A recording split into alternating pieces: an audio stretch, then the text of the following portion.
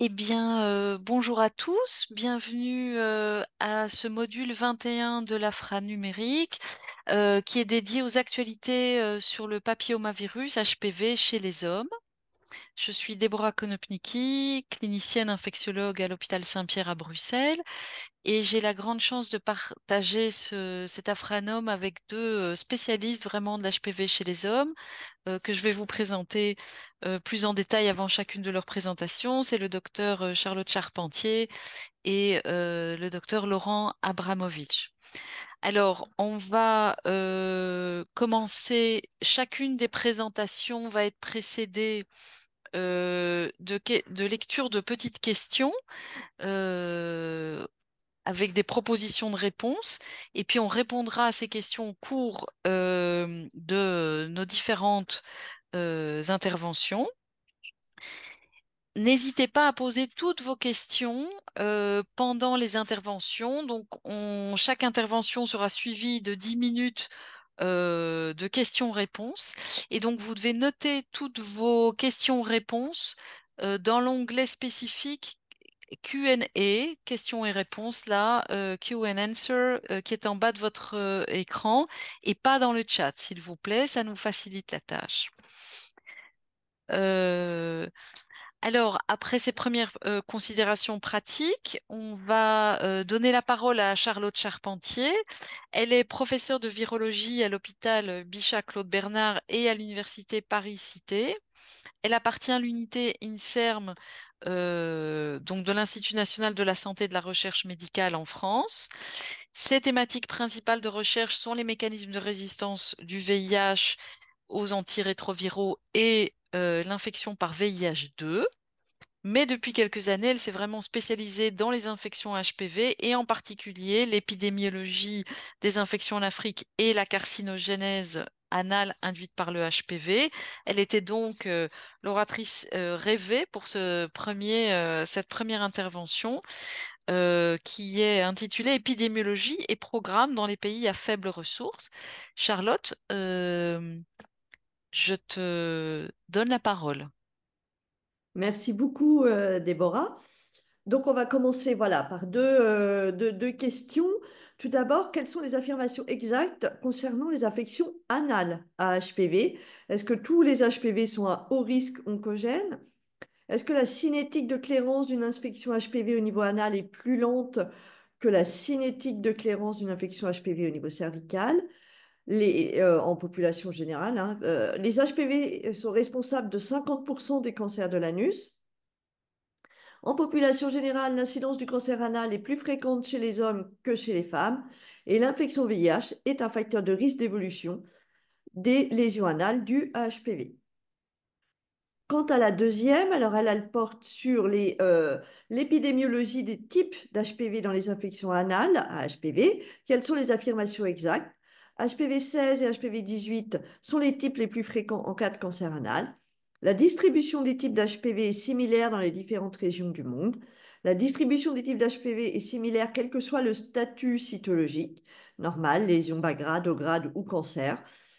Et la part attribuable au cancer anneau HPV induit des différents types d'HPV est différente selon le type d'HPV. Bah, écoutez, je vous propose qu'on commence du coup la présentation qui va vous apporter des éléments sur sur ces questions. Donc j'espère que je vais me mettre en diaporama, mais que vous voyez bien mon diaporama. Oui, on le voit bien. Merci. Donc, effectivement, comme l'a dit Déborah, mon titre porte sur épidémiologie et programme dans les pays à faible ressources. Alors, voici mes liens d'intérêt. Je vais quand même commencer par quelques diapos d'introduction et de généralité hein, sur les virus HPV et sur les cancers anal HPV induits. Pardon. Voilà, donc vous savez que le virus HPV est un virus à ADN double brin circulaire.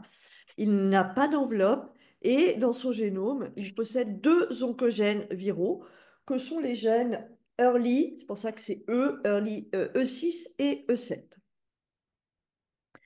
Les HPV, il y en a de très très nombreux. Ça existe depuis des millions d'années sur Terre. Ils ont évolué tout au long de cette histoire. Nous, ceux qui nous intéressent au niveau médical, au milieu des HPV, ce sont les alpha papillomavirus.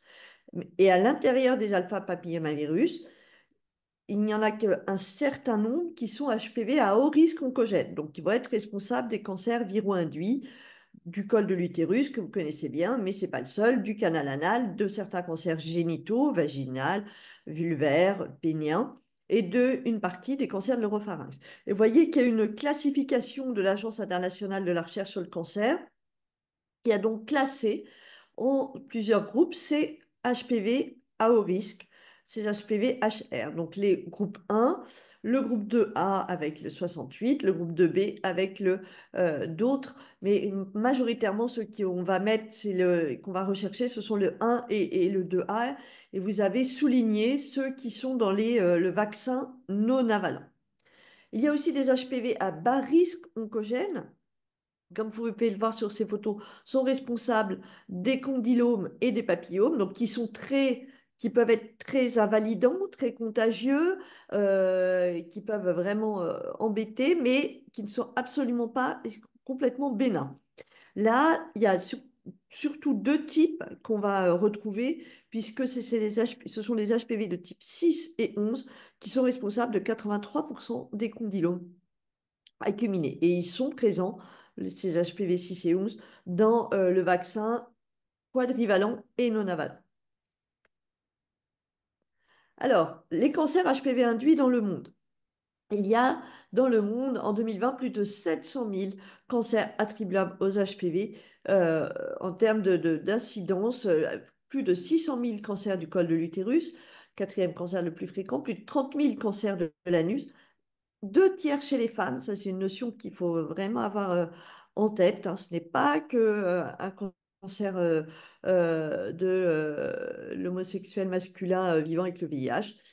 Et puis, plus de 50 000 cancers de l'oropharynx, larynx, cavité buccale. Et quand on regarde la part d'HPV dans ces cancers, quand c'est un cancer de col de l'utérus, il y a 100% d'HPV qui sont retrouvés en cas de cancer du col de l'utérus. En cas de cancer de l'anus, c'est 90% de cancer de l'anus pour lesquels l'HPV est présent, 50% des cancers péniens et 30% des cancers de la tête et du cou. Alors, vous savez qu'un cancer HPV, ça ne va pas se faire comme ça. C'est un processus qui est long de transformation de cellules de l'épithélium malpighien, qui va commencer donc évidemment par être infecté, puis par produire des particules virales qui peuvent euh, générer, en cas de persistance, des lésions de bas grade. Alors, s'il y a une infection, dans 90% des cas, ça va être clairé naturellement par l'immunité dans 90% des cas, dans les 18 mois suivant l'infection. Si l'infection persiste, il peut avoir dans 10% des cas des lésions de bas grade, mais elles aussi, elles peuvent régresser pour retrouver un épithélium normal. Alors, c'est moins fréquent, mais ça peut. Le bas grade, ces lésions peuvent passer à haut grade. Et là encore, même de haut grade, ça peut régresser spontanément. Et évidemment, en moins grande proportion, encore une fois, mais ça peut régresser par ça. Et à partir des hauts grades, là, il peut effectivement avoir évolution à carcinome épidermoïde invasif, donc vraiment de stade de cancer. Et là, malheureusement, ben, il n'y a plus évidemment de régression spontanée possible. Vous voyez que c'est un processus qui prend plus de 10 ans. Donc là, ce que je vous présente, là, les chiffres et cette diapositive, c'est pour la carcinogénèse cervicale. Alors, on sait moins bien hein, pour la carcinogénèse anale, même si on sait qu'il y a de la régression spontanée après l'infection, après même en cas de bas grade, même en cas de lésion de haut grade. On est un peu moins sûr des pourcentages, certainement un peu moindre. Et puis ça dépend peut-être aussi du type d'HPV. Mais voilà, le principe est le même, même si on n'a pas les chiffres aussi précisément décrits dans la carcinogénèse cervicale. Les facteurs de risque d'évolution vers le cancer, puisque on va tous rencontrer l'HPV dans les premières années de vie sexuelle. Donc, plus de 80-90% de la population va être exposée à HPV, mais comme je vous l'ai dit, il va l'éclairer dans 90% des cas. Facteur de risque d'évolution. Ça peut être le type d'HPV haut risque. Déjà, c'est d'avoir un haut risque oncogène, hein. Effectivement, par définition, un bas risque n'est pas à risque d'évoluer vers le cancer. Et majoritairement, les deux principaux retrouvés en cas de cancer, ce sont les HPV de type 16 et de type 18. L'élément clé, c'est le fait que cet HPV à haut risque persiste, qu'il ne soit pas éliminé. Clairement, ça, c'est vraiment ça qui est à risque important de carcinogénèse. D'avoir des infections multiples à HPV, c'est-à-dire pas un seul, mais qui est plusieurs HPV au risque. Et puis, effectivement, la co-infection par le VIH, puisque les personnes vivant avec le VIH vont avoir une plus forte prévalence des infections HPV, vont avoir plus fréquemment des infections HPV multiples et ils vont avoir une persistance des infections HPV plus longue du fait de l'immunodépression. Et même, on n'est plus à l'ère hein, de l'immunodépression. C'est vrai que les personnes maintenant vivant avec le VIH sont traitées efficacement et ont des bons CD4. Mais dépendant, selon les CD4 de départ, selon la durée d'immunodépression avant qu'on mette ce traitement, eh ben, ça peut quand même avoir un impact. Là, vous avez l'incidence du cancer de l'anus dans le monde sur la carte en haut, vous voyez, chez les hommes, et la carte en bas, vous voyez, chez les femmes. Donc, on voit des des petites différences quand même entre ces deux épidémiologies. Alors, quelle est l'échelle de stratification du risque de cancer anal? Moi, je vais aller assez vite puisque Laurent Abramovitch reviendra beaucoup, puisque en population générale, c'est très rare. Vous voyez, 0,35 pour 100 000 hommes année. Et là, comme je vous ai dit, c'est plus élevé chez les femmes, 0,57 pour 100 000 femmes année. Les populations les plus à risque, évidemment, les populations homosexuelles masculines vivant avec le VIH. Il y en a plusieurs. Voilà, Laurent reviendra plus sur sur ces résultats. Donc, je vais maintenant aller sur le cœur du sujet qui m'était demandé, sur l'épidémiologie des infections anales à HPV. Qu'est-ce qu'on trouve comme HPV en cas d'infection anale? Alors, cette méta-analyse, très grande méta-analyse, vous voyez, 95 études, presque 19 000 participants, où ils ont regardé à la fois chez les hommes, vous voyez la figure de gauche, et à la fois chez les femmes, figure de droite, quels étaient les HPV retrouvés en fonction de la cytologie, puisque on peut tout à fait retrouver de l'HPV avec évidemment une cytologie qui est normale, avec une L-CYT, donc des cytologies bas grade, des cytologies haut grade HSIL, et évidemment dans 88% des cas en cas de cancer. Et ils ont aussi stratifié cette distribution des HPV en fonction du statut VIH, donc chez les VIH, les personnes vivant avec le VIH et chez les personnes non infectées par le VIH. Alors, vous voyez qu'il y a quand même une évolution de la distribution de ces types d'HPV au risque, hein, ce ne sont que des hauts risques là qui ont été regardés, en fonction du statut cytologique, puisque vous voyez que L-CIL, bas-grade, on voit encore, j'allais dire, un petit peu de tout. Même encore en Achille, même s'il y en a qui sont, on voit bien que le 16 est plus fréquent, mais on voit quand même aussi, vous voyez, du 31, 33, 35. Par contre, vous voyez qu'en cas de cancer, les grandes parties chutent et pour donner pratiquement, alors pas prédominance, vous voyez qu'on est à 80%, et surtout chez les VIH, on est à moins de 70%.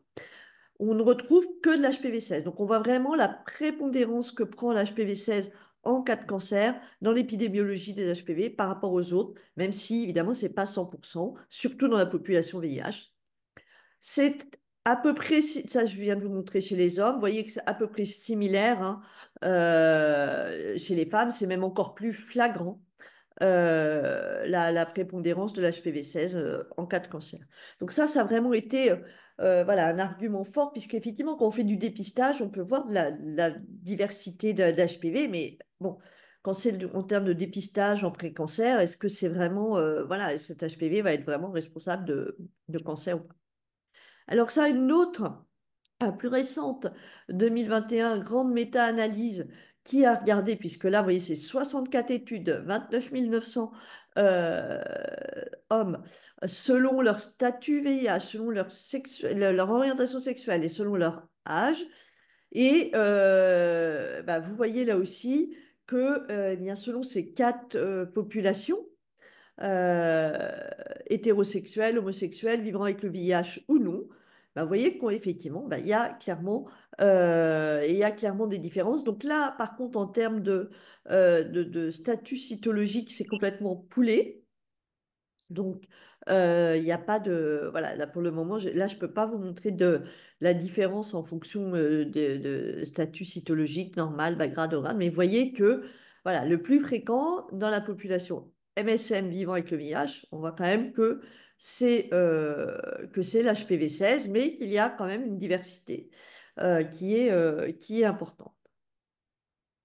Alors ça, cette étude qu'on a menée chez les MSM au Togo, étude transversale, alors chez des jeunes hommes, hein, vous voyez, 22 ans en médiane, qui consultaient pour une part d'entre eux pour des IST symptomatiques, et on a regardé la distribution des HPV au niveau anal dans cette population, donc 207 participants, 26% vivaient avec le VIH.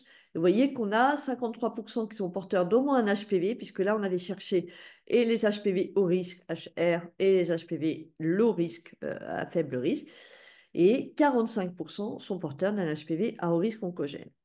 Et ce que vous voyez, c'est parmi ces hauts risques oncogènes, on voit quand même une grande diversité, hein, on voit un peu de tout, mais que les plus fréquents, eh bien, c'était l'HPV 16, l'HPV 18, vous voyez, c'était 8,7%, mais vous voyez qu'après, suivez l'HPV 35 et l'HPV 31. Donc vous avez ici encadré les histogrammes qui sont encadrés en orange ou tout orange. Ce sont les 7 pardon, HPV au risque qui sont dans le vaccin non avalent. Quadrivalent, vous savez qu'il n'y a que le 16 et le 18. Et donc vous voyez que, eh ben, il n'y a pas le 35 qui est pourtant dans 15% des cas, qui est un des plus fréquents avec l'HPV 16. En même temps, comme je vous disais, c'est du dépistage, du pré-cancer. Donc voilà, est-ce que ça a un impact l'HPV 35 ou pas? On ne sait pas.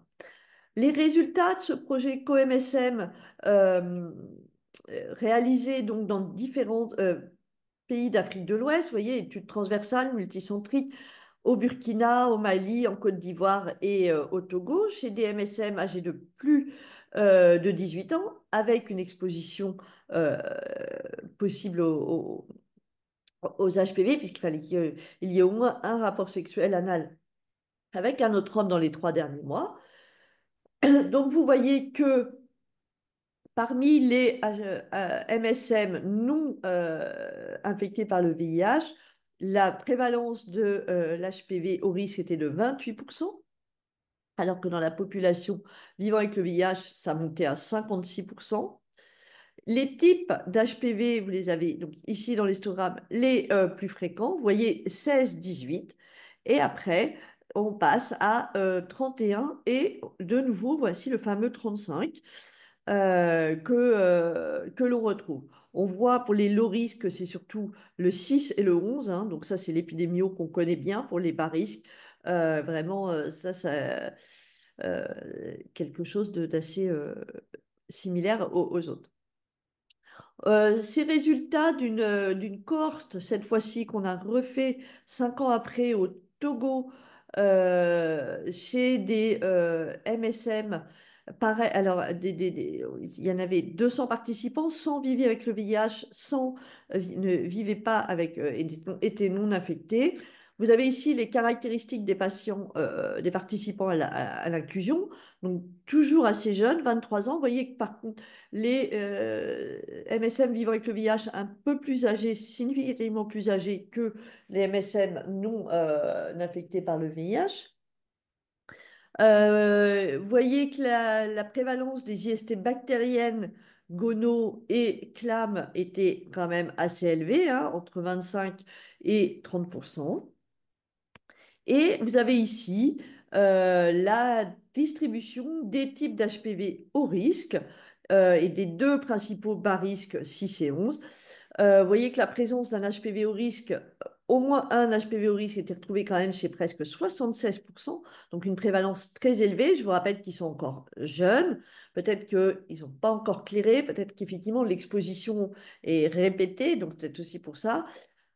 En termes d'épidémiologie, vous voyez que vous avez chez les histogrammes bleus, c'est la population globale, VIH plus et VIH moins.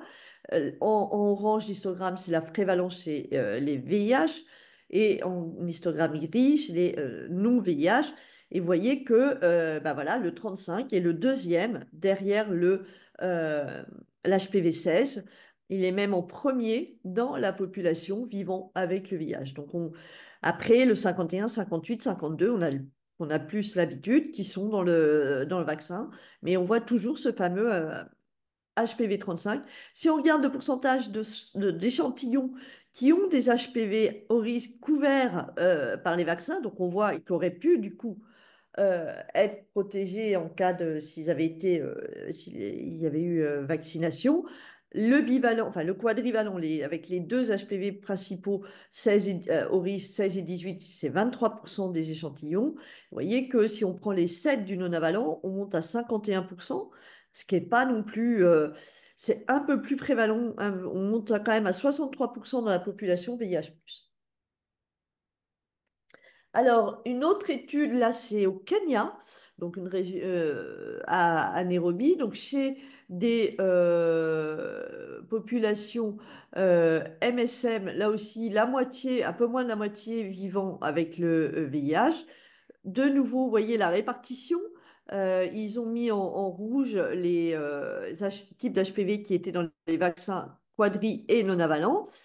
Et vous voyez que bah, toujours la même chose, 16-35. Bon, après, ça bouge un petit peu, mais et toujours ce fameux 35 qui n'est pas dans le non-avalent. On voit le 18 hein, qui n'a pas l'air d'être très, très prévalent dans les études épidémiologiques, tout du moins pré-cancer, en Afrique. Ça avait été aussi observé en Afrique centrale, dans une étude à Bangui, cette prévalence du 35 que vous voyez ici, pareil, principalement chez les MSM vivant avec le VIH. Alors, ce qui nous intéresse, ok, il y a de l'épidémio qui montre une épidémio un peu différente. Surtout, il n'y a pas que l'HPV 35, mais on voit que c'est quand même surtout lui qui ressort et qui n'est pas dans le vaccin.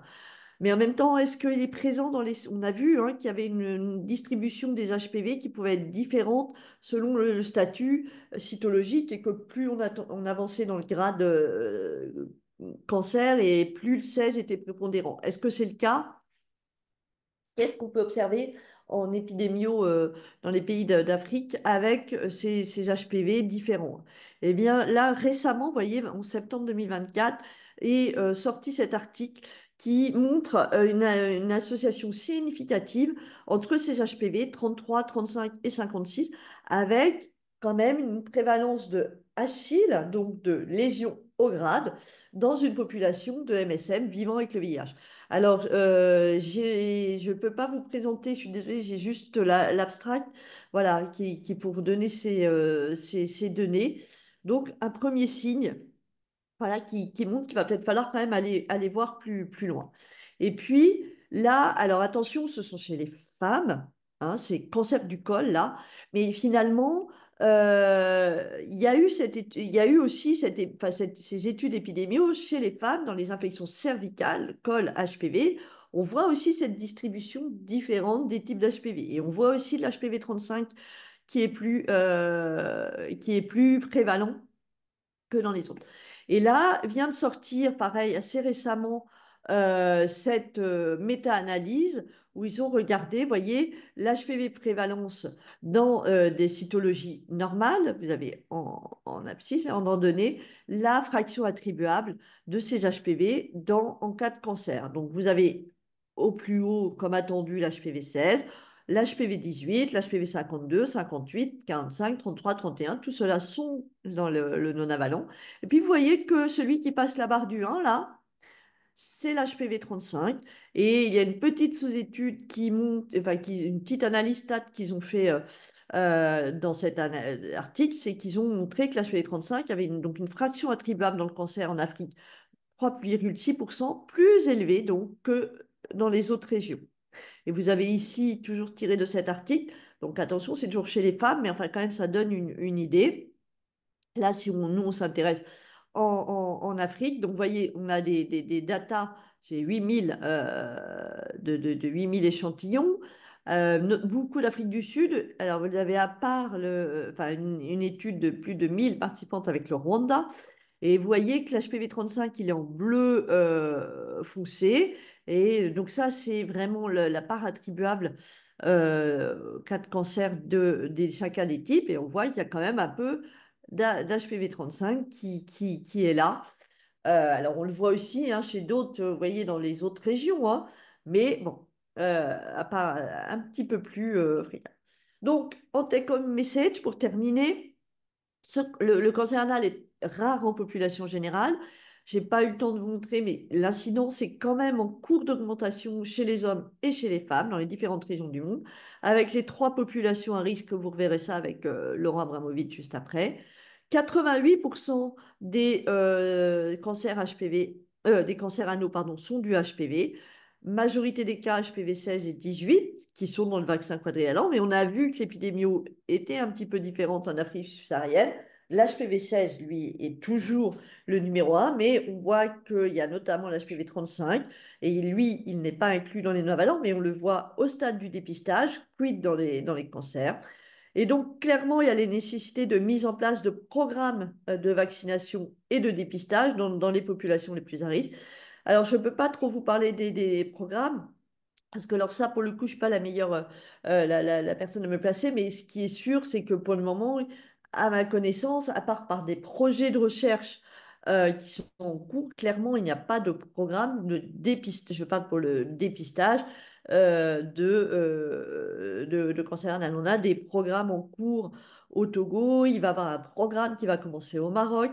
Mais c'est vraiment dans le cadre de projets de recherche, c'est pas du tout des programmes nationaux comme vous l'entendez. Je voudrais remercier Valentine Ferré et le docteur Valentine Ferré et le professeur Didier Couévy à qui j'ai emprunté beaucoup de diapositives. Merci pour votre attention.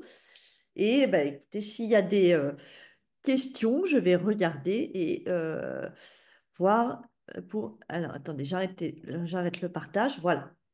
Merci Charlotte, c'était très clair et très intéressant avec beaucoup de nouvelles données, effectivement des larges cohortes publiées récemment.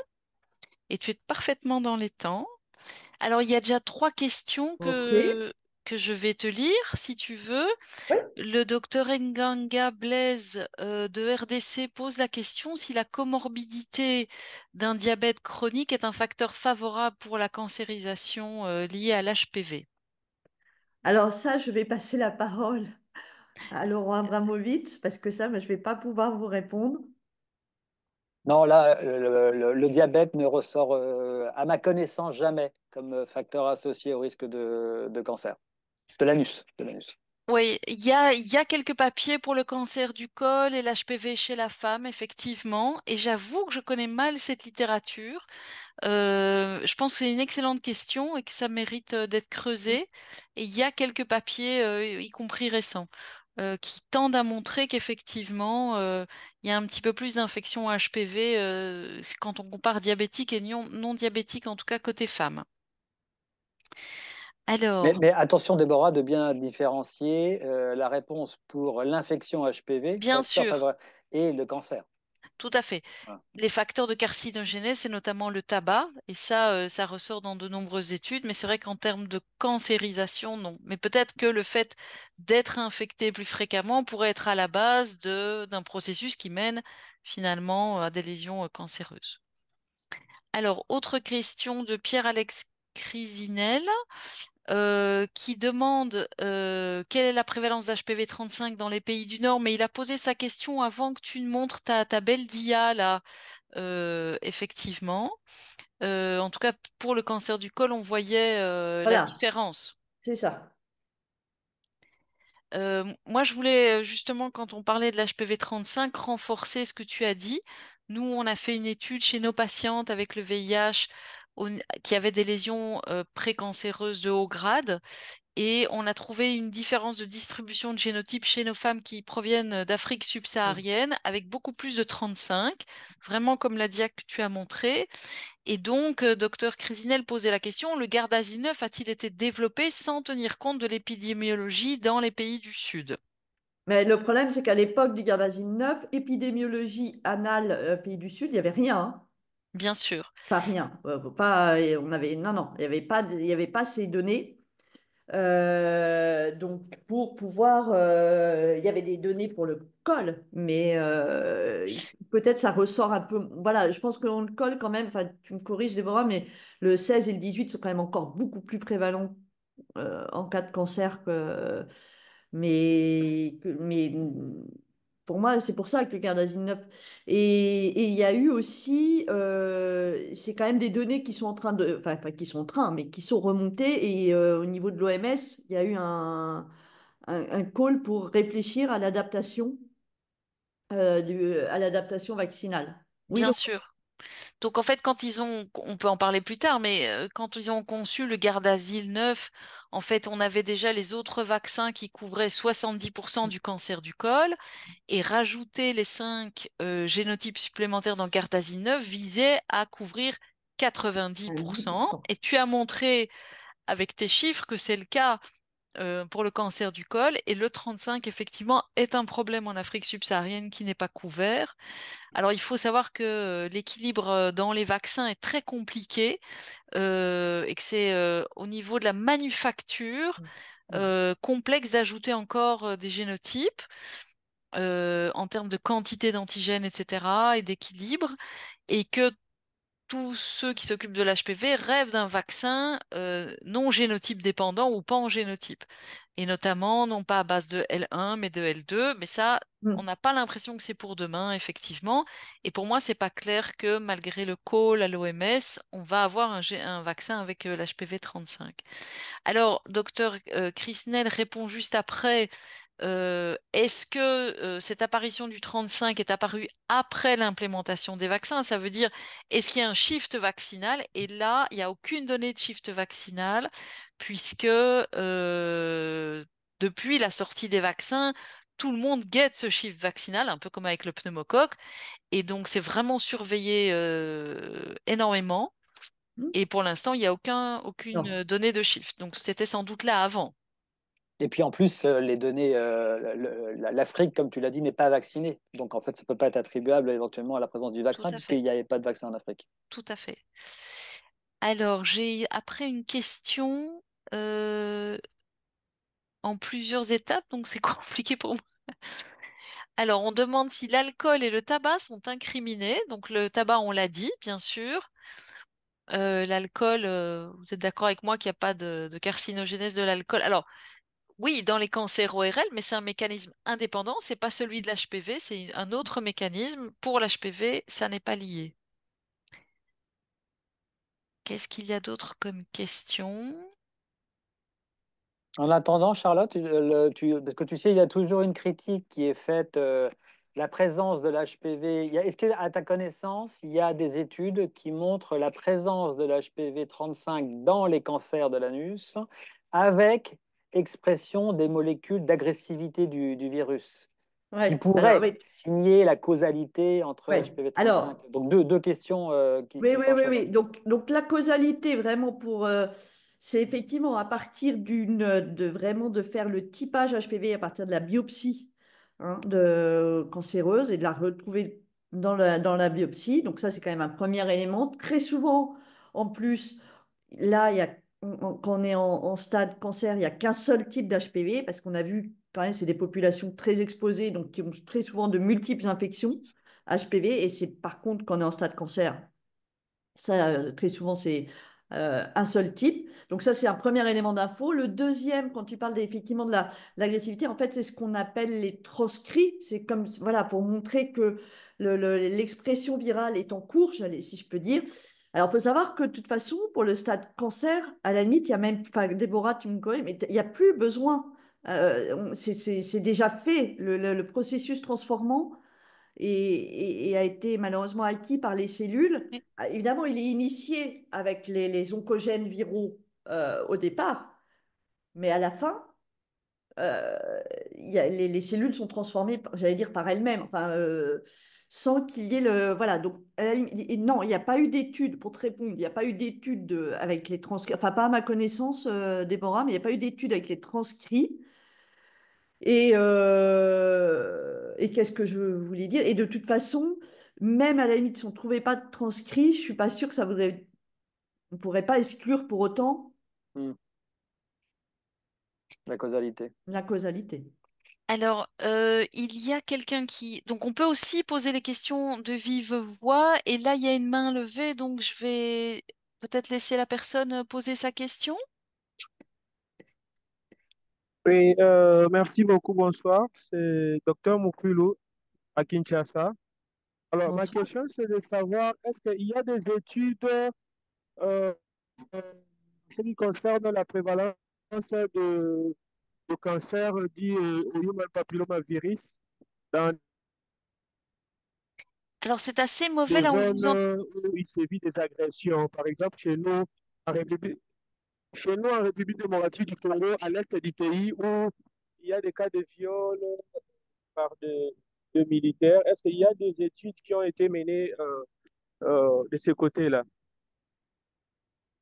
Alors, on n'a pas bien compris votre Non, question. Moi, j'ai compris que vous vouliez poser une question par rapport au viol. Donc, vous voulez savoir s'il y a plus de cancer chez les personnes qui ont subi des agressions sexuelles?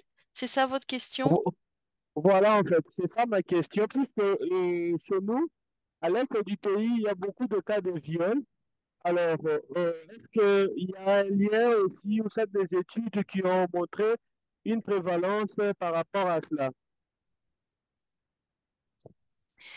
non, pas, Euh, enfin, alors, donc, pas les cancers eux-mêmes, mais je pense oui, qu'il y a voilà, des études sur les infections à c'est ça. papillomavirus chez les personnes qui ont subi des agressions sexuelles. Il y a plusieurs études, effectivement, qui montrent qu'il y a plus d'HPV comme il y a plus d'IST, effectivement.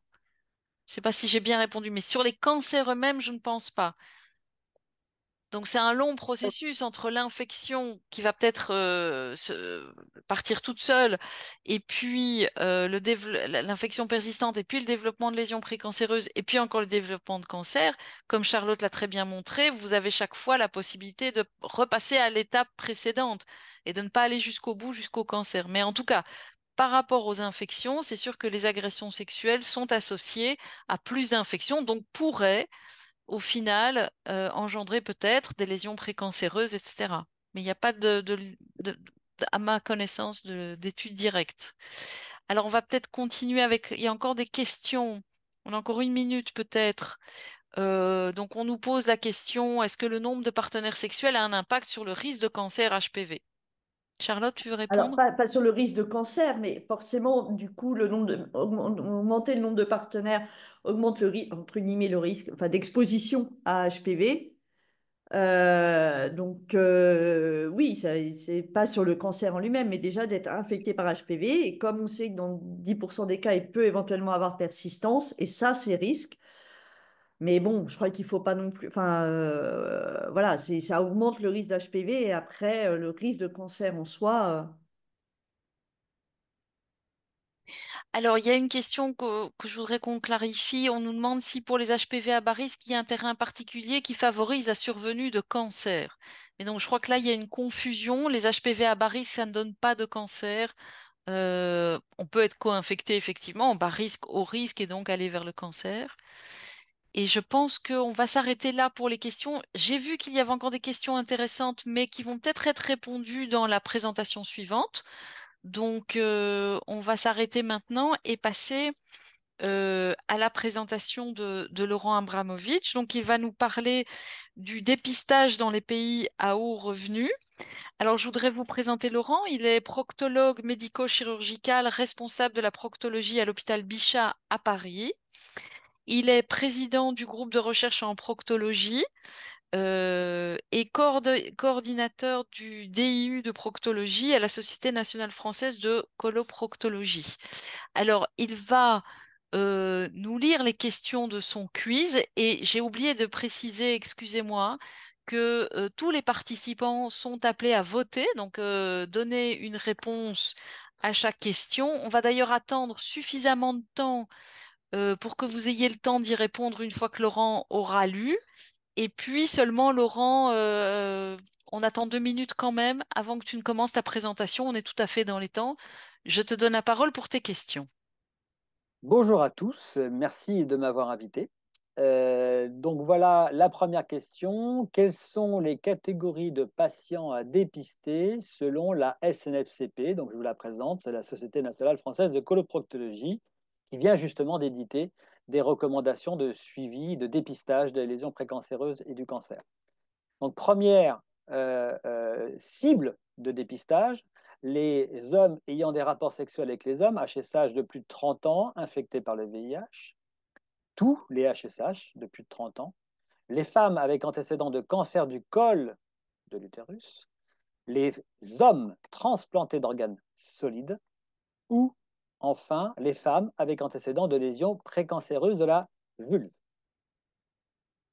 Je vous laisse réfléchir. Je fais l'autre question maintenant? Oui. Oui, Oui, oui, vas-y. d'accord. Deuxième question, quels tests ou examens de triage est ou sont recommandés en première attention chez ces patients? Donc, 1, la cytologie anale. 2, le frottis anal pour HPV à haut risque. 3, frottis anal pour HPV 16 et 18. 4, frottis anal pour HPV 16. Et 5, anuscopie. Donc, je vous laisse répondre. Je laisse la modération me dire quand j'enchaîne. Alors, on est censé voir quand suffisamment de gens ont Ouais, participé, mais je ne le vois pas, j'avoue. Donc, on attend encore un tout petit peu. Oui, Déborah, c'est en haut du sondage, tu vois, tout en Non, je haut à ne le vois droite. pas. Ah, Je ne tu le vois non, vois pas? pas. Bon, on Non. est oh à là, 48%, donc je pense que ça devait 48%, super. afficher. Et on donne les réponses à la fin, alors, ou pas? Ou pendant la Ouais. présentation, Oui, c'est ça. peut-être. Oui, oui, oui, d'accord, d'accord. Ah bah voilà, très bien, très bien, très bien. Ah, voilà. Maintenant, on voit Super. les. Chouette. OK. Donc c'est bien, parce que vous avez des choses à apprendre, donc c'est super. C'est bien, c'est utile. Écoutez-moi bien.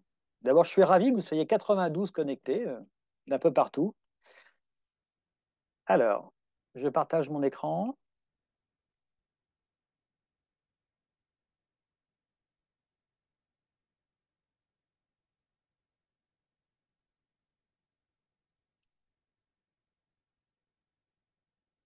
Vous voyez mon écran, c'est bon? Oui, parfait.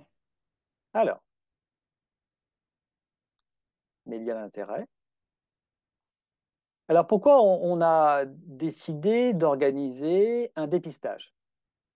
Parce que le cancer de l'anus euh, représente 2,4 femmes pour 100 000 personnes années. Chez l'homme, 0,8. Donc, ce n'est pas énorme. Mais le problème, c'est que ça augmente à peu près de 5% par an selon l'INCa, de 14% entre 1999 et 2005. Et qu'en plus, euh, il y a des catégories de patients beaucoup plus à risque que ça, qu'on va voir après. Alors, je mets quand même en balance ce risque de cancer de l'anus avec le cancer du col. En France, je vous donne les chiffres français, 3 000 par an, cancer du côlon, 43 000, cancer du sein, 60 000. Donc, si on a une démarche de dépistage, il ne faut quand même pas oublier les populations les plus à risque avant de s'occuper de ceux à moindre risque. Alors maintenant, est-ce qu'on a des outils pour espérer faire diminuer cette courbe ascendante de 5% par an? Comme vous l'a dit tout à l'heure Charlotte, cette méta-analyse de Clifford qui a répertorié toutes les catégories publiées avec leur risque de cancer. Donc, vous voyez, il y a très clairement des catégories en haut et des catégories en bas qu'on va détailler. Alors, c'est difficile lorsqu'on est une société savante, on est un expert et qu'il faut qu'on édite des recommandations avec comme objectif d'espérer qu'il y ait moins de cancer de l'anus. Soit on dépiste beaucoup de personnes pour rien, parce que c'est un cancer rare, il va falloir avoir beaucoup de personnes pour rien.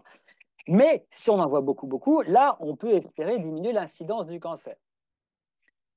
Le problème, c'est que, comme vous l'a dit Charlotte, les 2 tiers des cancers, c'est la femme de 60 ans. Donc, vous voyez, ça va faire beaucoup de gens, ça fait plus d'une dizaine de millions de femmes en France. Donc, ce n'est pas possible.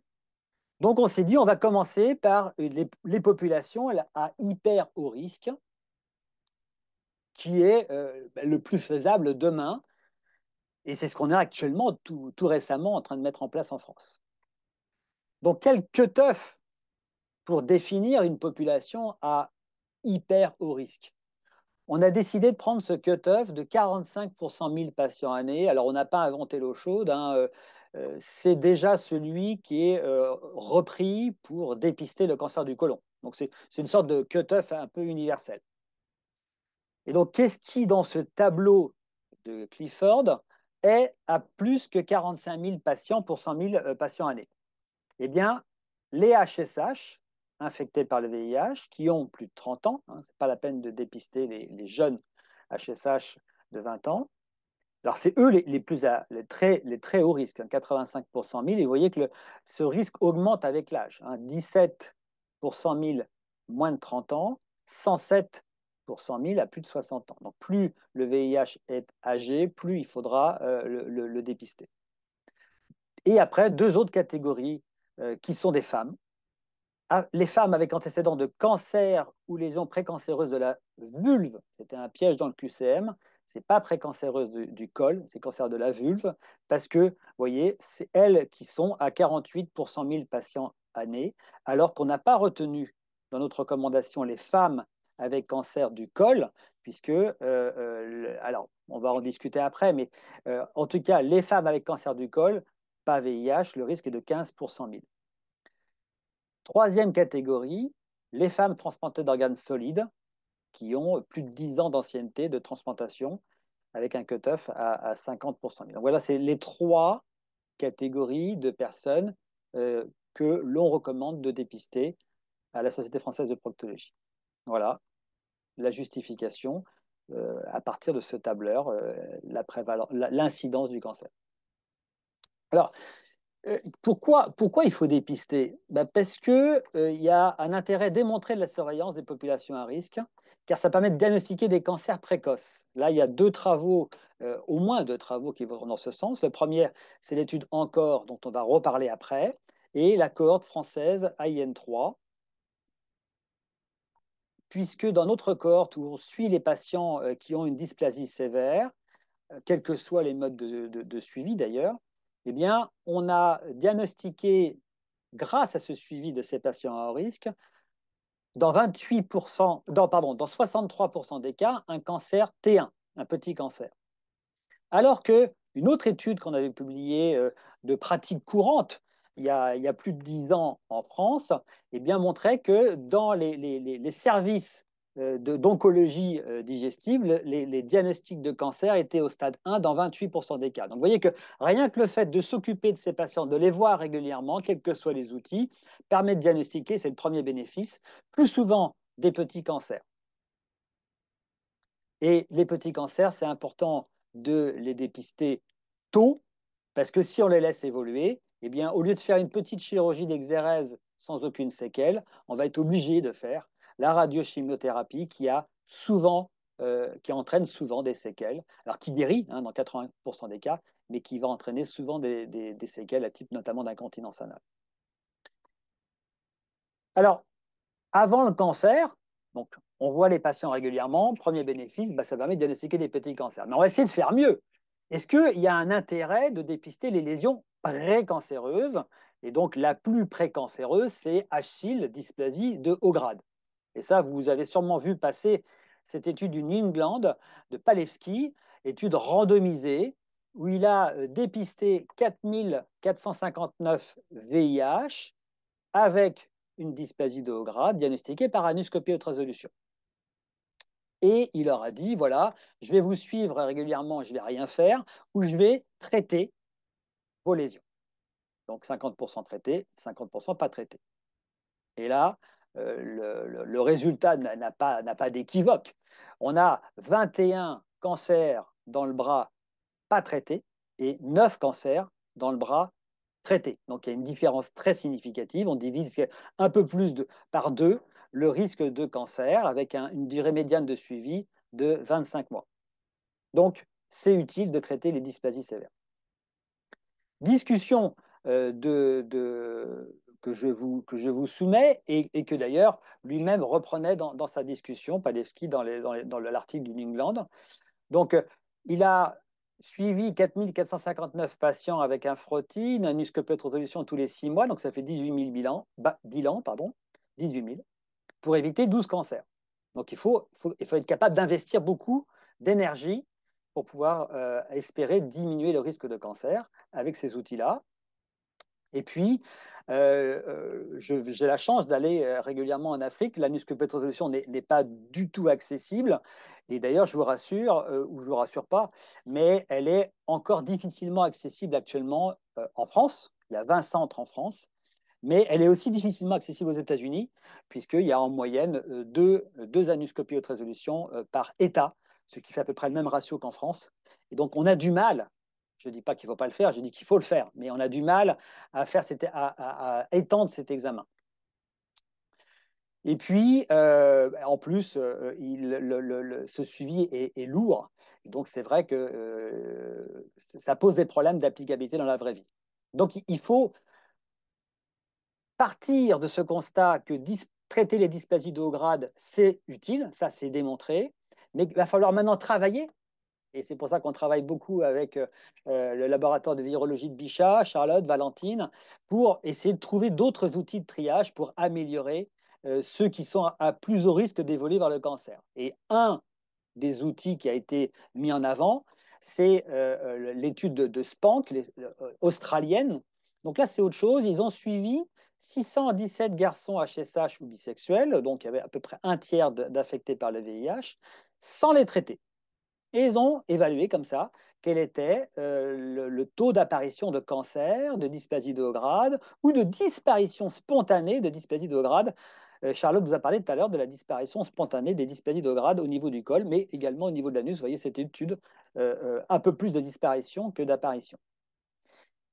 Et les facteurs associés à l'apparition d'une dysplasie de haut grade, eh bien, c'était la persistance d'une infection HPV-16. Donc ça, c'est un message très fort.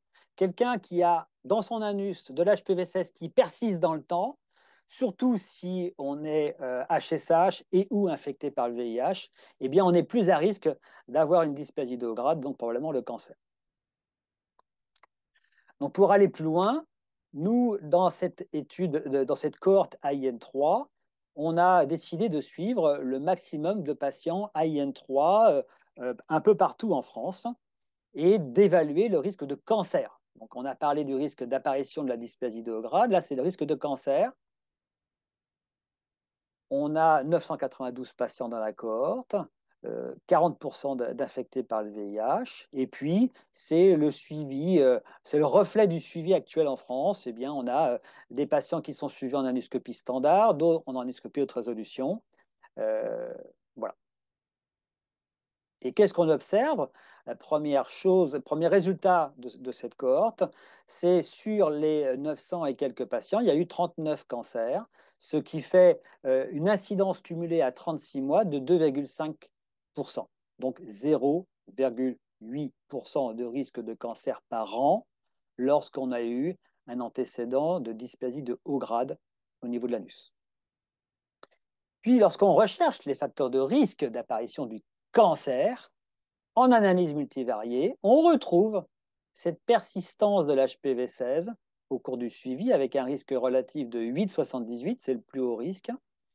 Le fait d'avoir une persistance dans le temps de la dysplasie de haut grade au frottis, d'avoir un âge au diagnostic de la IN3 plus élevé, plus l'âge augmente, plus ça augmente le risque, et le marquage P16K67.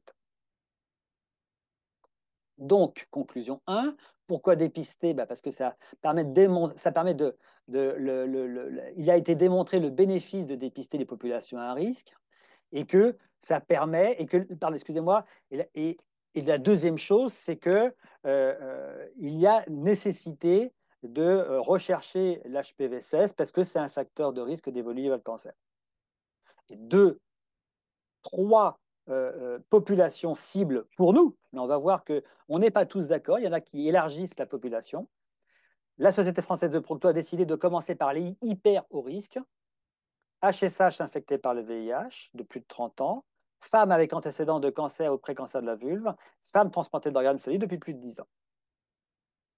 Donc voilà l'algorithme avec ces trois catégories. On fait l'HPV-16 et alors, le gros intérêt de ce triage-là, c'est que à gauche, vous voyez ma flèche, c'est que si on est HPV-16 négatif, on a tellement un faible risque d'évoluer vers le cancer qu'on peut se permettre de ne revoir le patient que 5 ans après. Après, on peut dériver les différentes prises en charge, mais c'est le principal intérêt d'essayer de faire un triage qui est assez stringent. Si on est HPV-16 négatif, on peut rassurer le patient. Ce qui est très important et que j'ai mis en rouge dans cet algorithme, c'est sans symptômes. C'est-à-dire que ces populations-là doivent avoir ce frottis HPV-16 de triage si elles n'ont pas de symptômes. Si elles ont un symptôme, on va directement à l'examen clinique. Symptôme anal égale je me fais examiner l'anus. On ne laisse pas traîner un symptôme anal. Alors là, il n'y en a pas 15 des symptômes anaux et je vous recommande de poser les questions à toutes les populations à risque. Est-ce que vous avez une douleur anale, un saignement anal, une boule anale? S'il y a l'un de ces trois symptômes-là, je me fais examiner l'anus.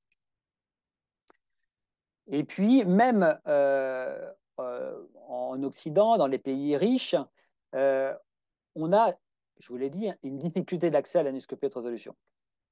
Et donc, on a rajouté ce petit item, c'est qu'en l'absence d'anoscopie haute résolution, eh bien, il va falloir multiplier les anoscopies standards. Donc, c'est un peu le même raisonnement qu'HPV lorsqu'il est négatif. Si on a une anoscopie haute résolution, elle est tellement sensible, si elle est négative, qu'on peut rassurer entièrement le patient.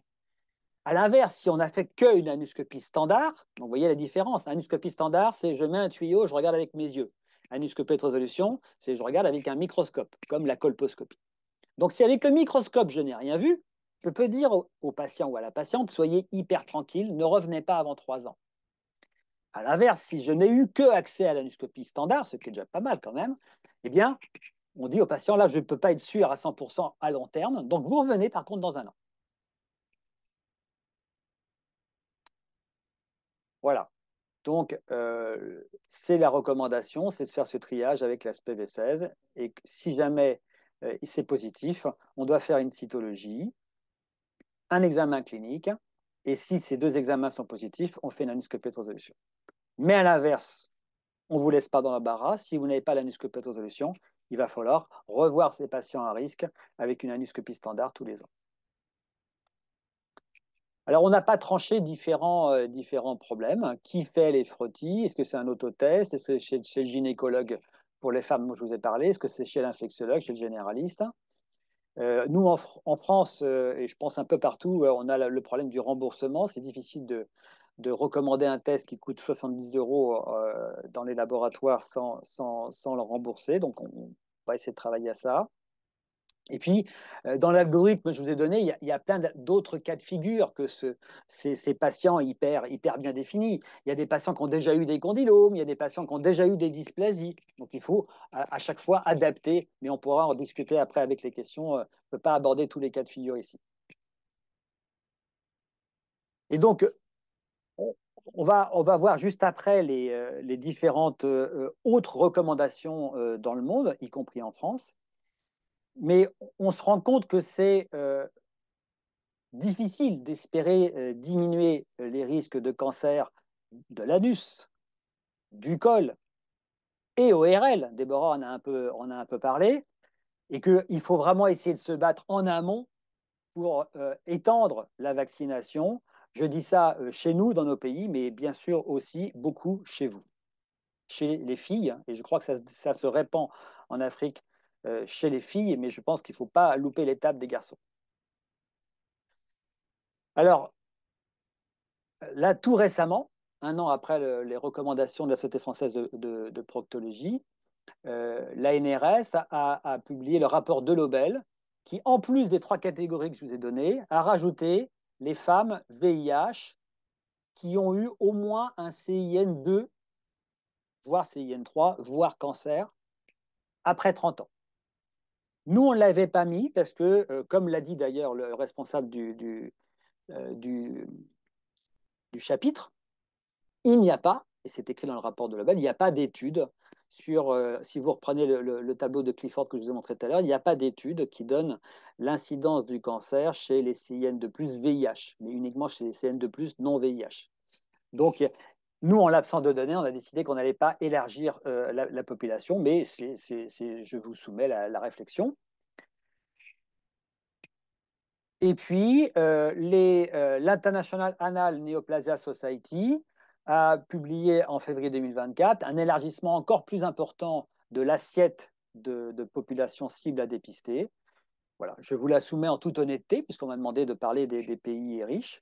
Je ne suis pas d'accord avec ces recommandations-là, parce que je pense que ce n'est pas éthique de recommander de dépister trop de personnes qu'on ne pourra pas assumer, parce qu'au bout du compte, ça sera les hyper hauts riches dans cette catégorie-là qui auront accès à nos consultations, et les populations moins riches dans nos pays, même dans nos pays, n'auront pas, qui sont à plus haut risque, n'auront pas accès au dépistage. Dans les recommandations françaises de dépistage, on concluait qu'on n'avait pas d'études sur l'autotest. Et ça, l'équipe de Charlotte et de Valentine Ferré, avec l'équipe du Togo, ont démontré l'intérêt de l'autotest. Et donc maintenant, grâce à cette étude, on va étendre le dépistage qui va être plus facile grâce à l'autotest. Vous voyez, là, ils avaient fait une concordance des résultats entre autotest et test par le clinicien et qui était rigoureusement identique. Voilà.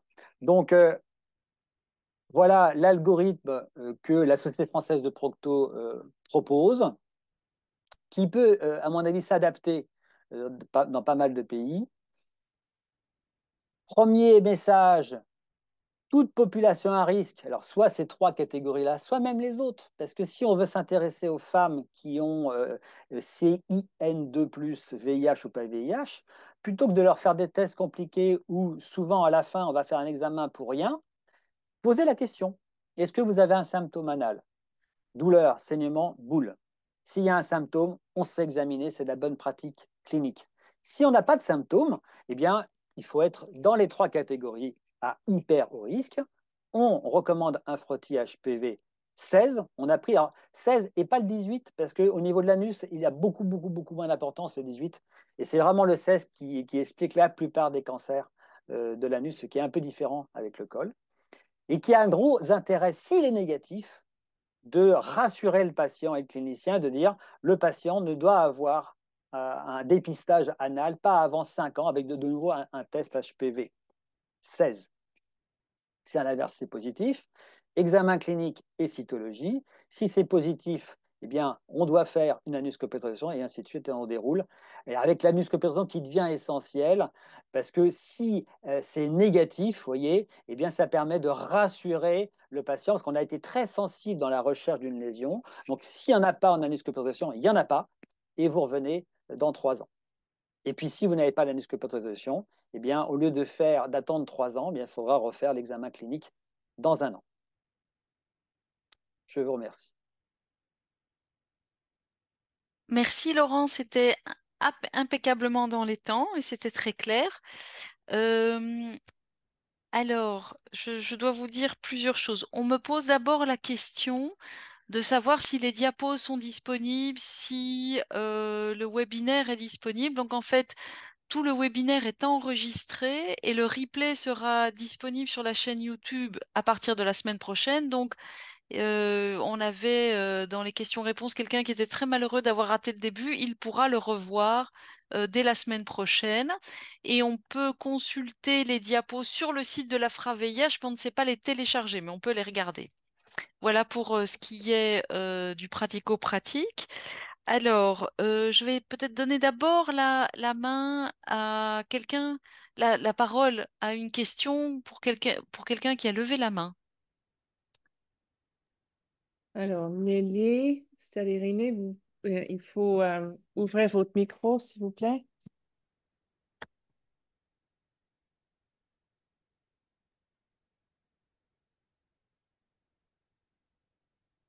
Sinon, on passe la parole à Herman Sankou. Idem, il faudrait ouvrir le micro, s'il vous plaît.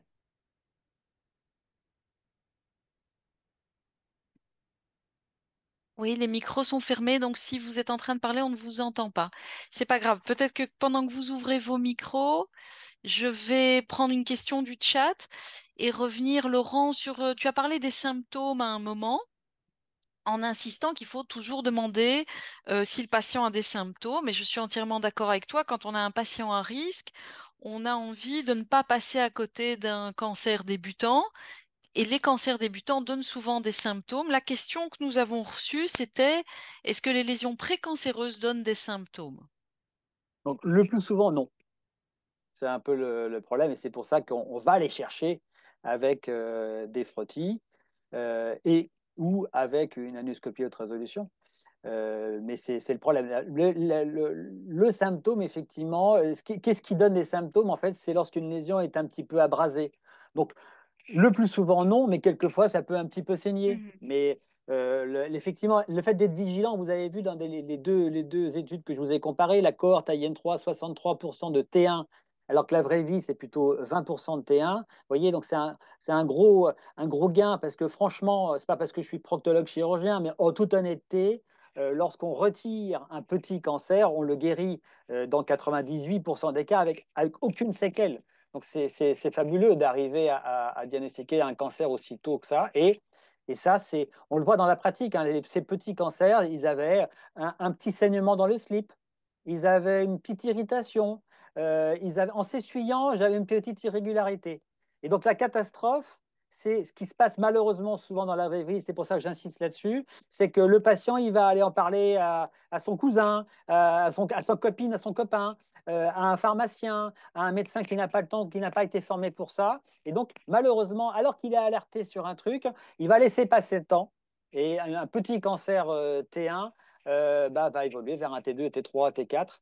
Et je me permets d'assister en Afrique. On a eu, nous, des petits cancers et je sais qu'ils ont quelquefois mal évolué parce que je sais que la radiochimiothérapie n'est pas toujours facile à mettre en place en Afrique, en tout cas là où je suis allé. Et donc, voilà, faut vraiment être vigilant. Petits symptômes, vite, on envoie à quelqu'un qui va pouvoir la retirer. Et là, on a sauvé une vie. Et Laurent, que penses-tu du toucher rectal pour nos collègues qui disposent peut-être pas même de proctologie simple facilement? Alors, il y a Alan, tu veux penser à Alan Littré qui parle beaucoup de ça à Eurogine. Entre autres. Entre autres, non, mais parce qu'il a pas mal publié dessus. Et donc, c'est mieux que rien, bien sûr, c'est mieux que Mhm. rien. Dans mon expérience, il faut juste avoir l'environnement. Dans mon expérience, il y a pas mal de garçons gays qui viennent nous voir et qui ont l'habitude de se toucher, de s'essuyer, de se faire des lavements. Et donc, ils ont l'habitude d'explorer cette zone.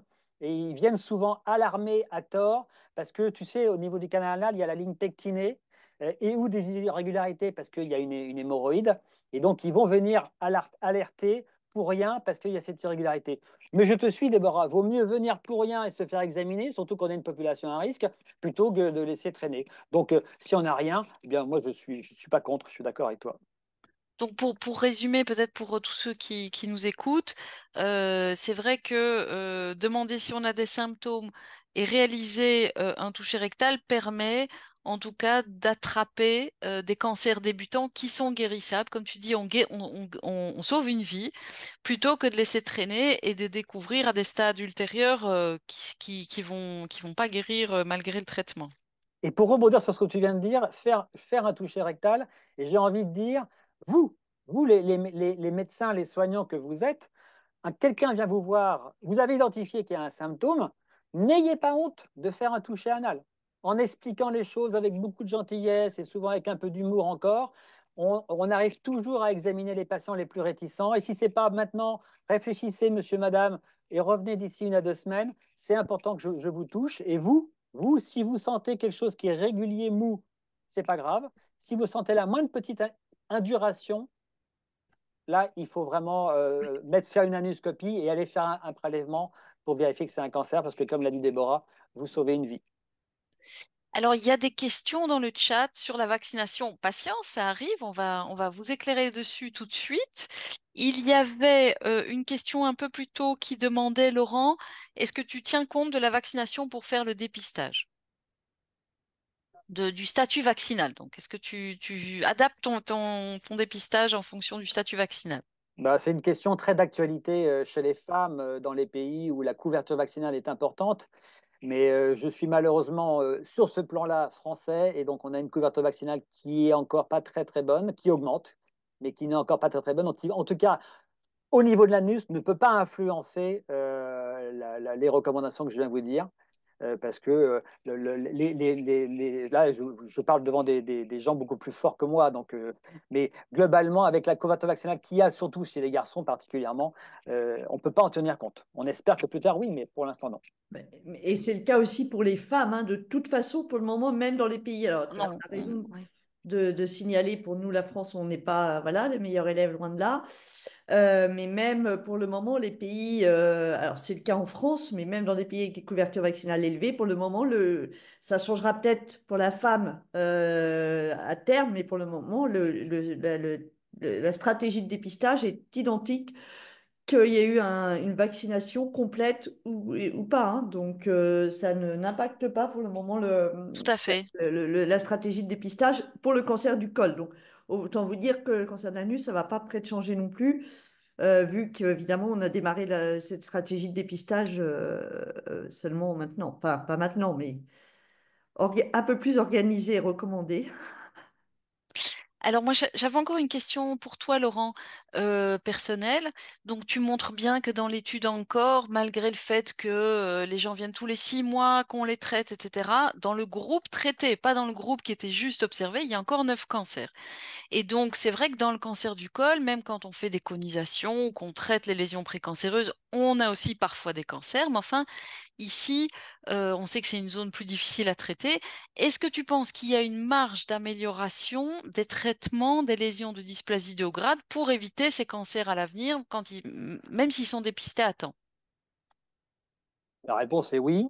On a un gros problème quand même pour ces pathologies-là, c'est qu'on n'a pas de traitements médicaux très efficaces. On a l'imiquimod, on a les Fudix, qui sont des pommades qui marchent dans 50% des cas, qui au moins dans un tiers des cas va imposer l'arrêt parce que ça donne des brûlures. Donc on arrive, nous, avec notre bistouri électrique pour traiter des lésions virales. Non, mais c'est l'ère de Cro-Magnon de la virologie. Je m'excuse, Charlotte. On est nuls. Donc voilà, je pense que tu as tout à fait raison. On n'a pas beaucoup de traitements très, très efficaces. Ça, première réponse. Deuxième réponse, on parle de l'anuscopie de résolution comme un gold standard. Or, il est hautement probable que, en fait, d'abord, c'est compliqué à mettre Bien en sûr. œuvre. C'est très opérateur dépendant. J'en veux que pour preuve une étude de l'ANRS en France avec, j'y participais pas, donc vraiment, je suis complètement indépendant, mais qui montrait des taux de détection en France. Un Marseillais, un Rennais, un Parisien, c'est les mêmes populations. Eh bien, des taux de détection de dysplasie de haut grade de 5 à 30% pour les mêmes Français. Donc, on voit bien que cette stratégie-là, avec cet outil-là, c'est mieux que rien, mais il va falloir les améliorer. Et Ouais. c'est là où on a besoin de travailler sur des nouveaux outils. Je veux parler PCSK67, surtout la méthylation.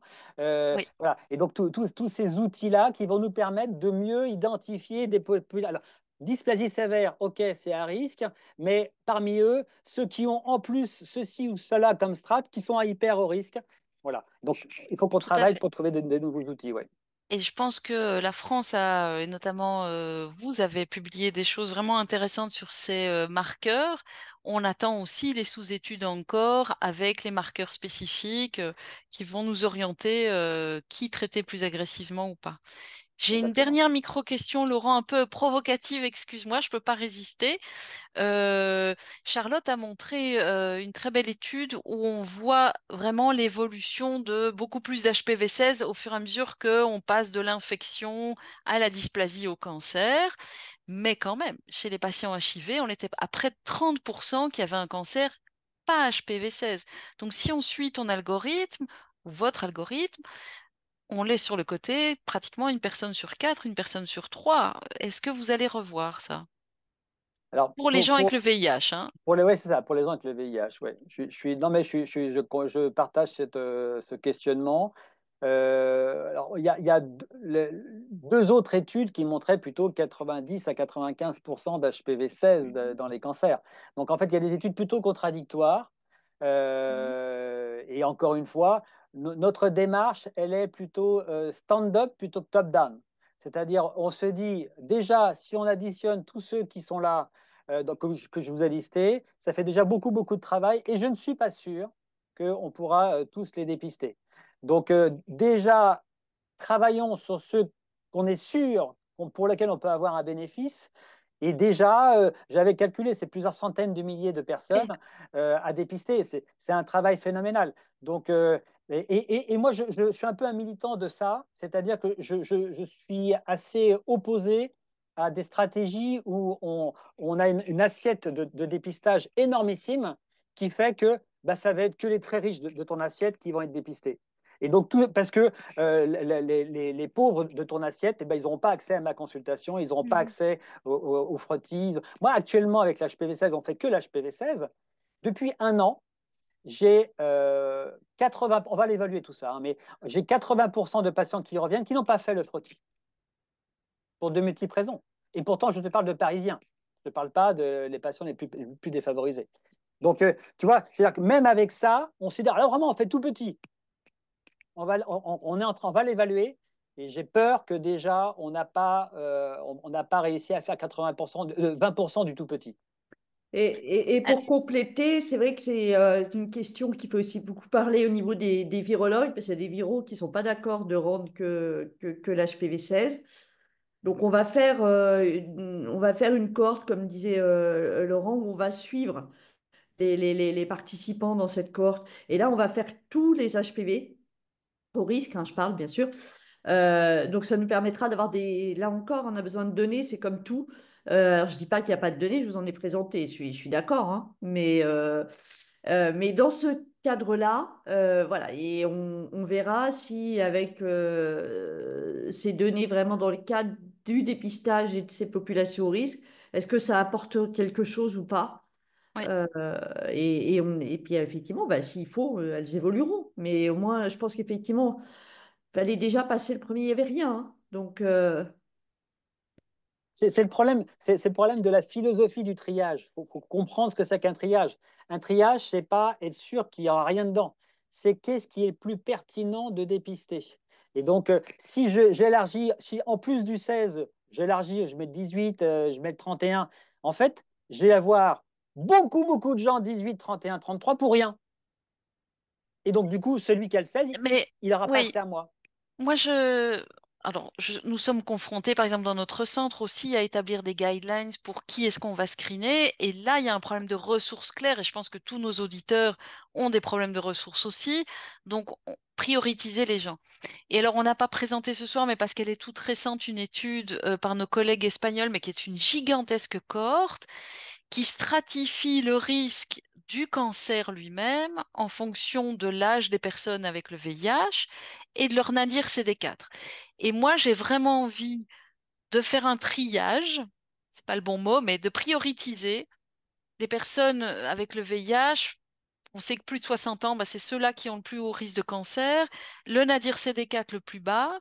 Et puis, une fois que ça c'est fait, il faut qu'on ait des marqueurs aussi à l'étape d'après. Alors, ces marqueurs, c'est soit des marqueurs cytologiques, c'est soit le triage selon l'HPV. Effectivement, le 16, mais bien sûr, celui-là, il faut vraiment pas le rater.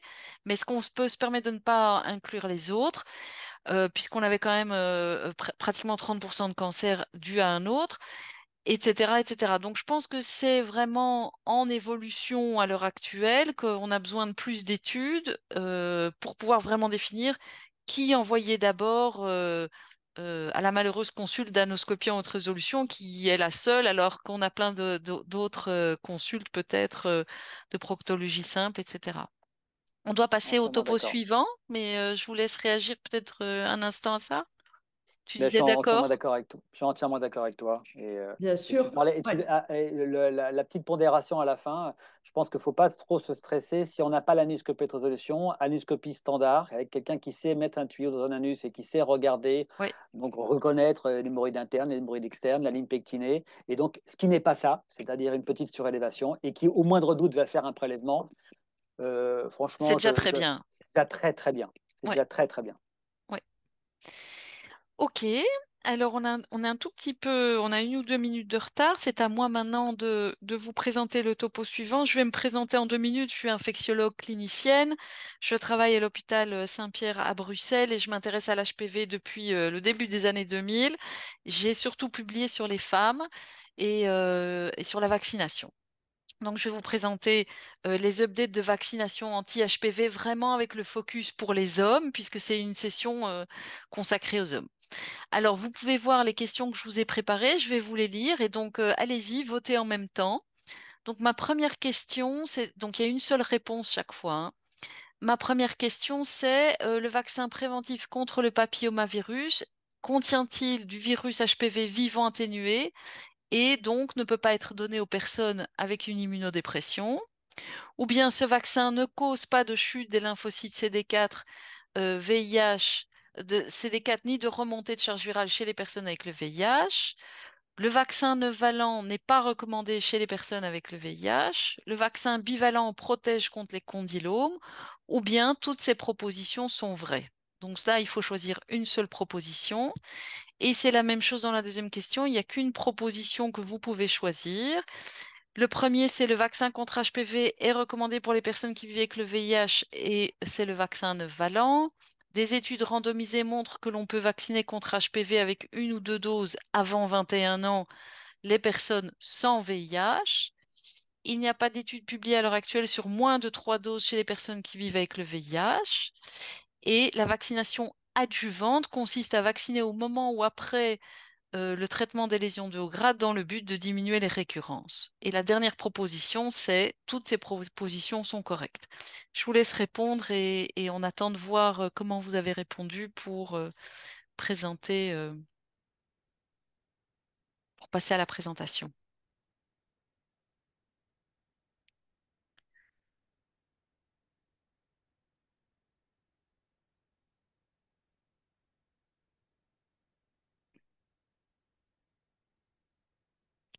Alors,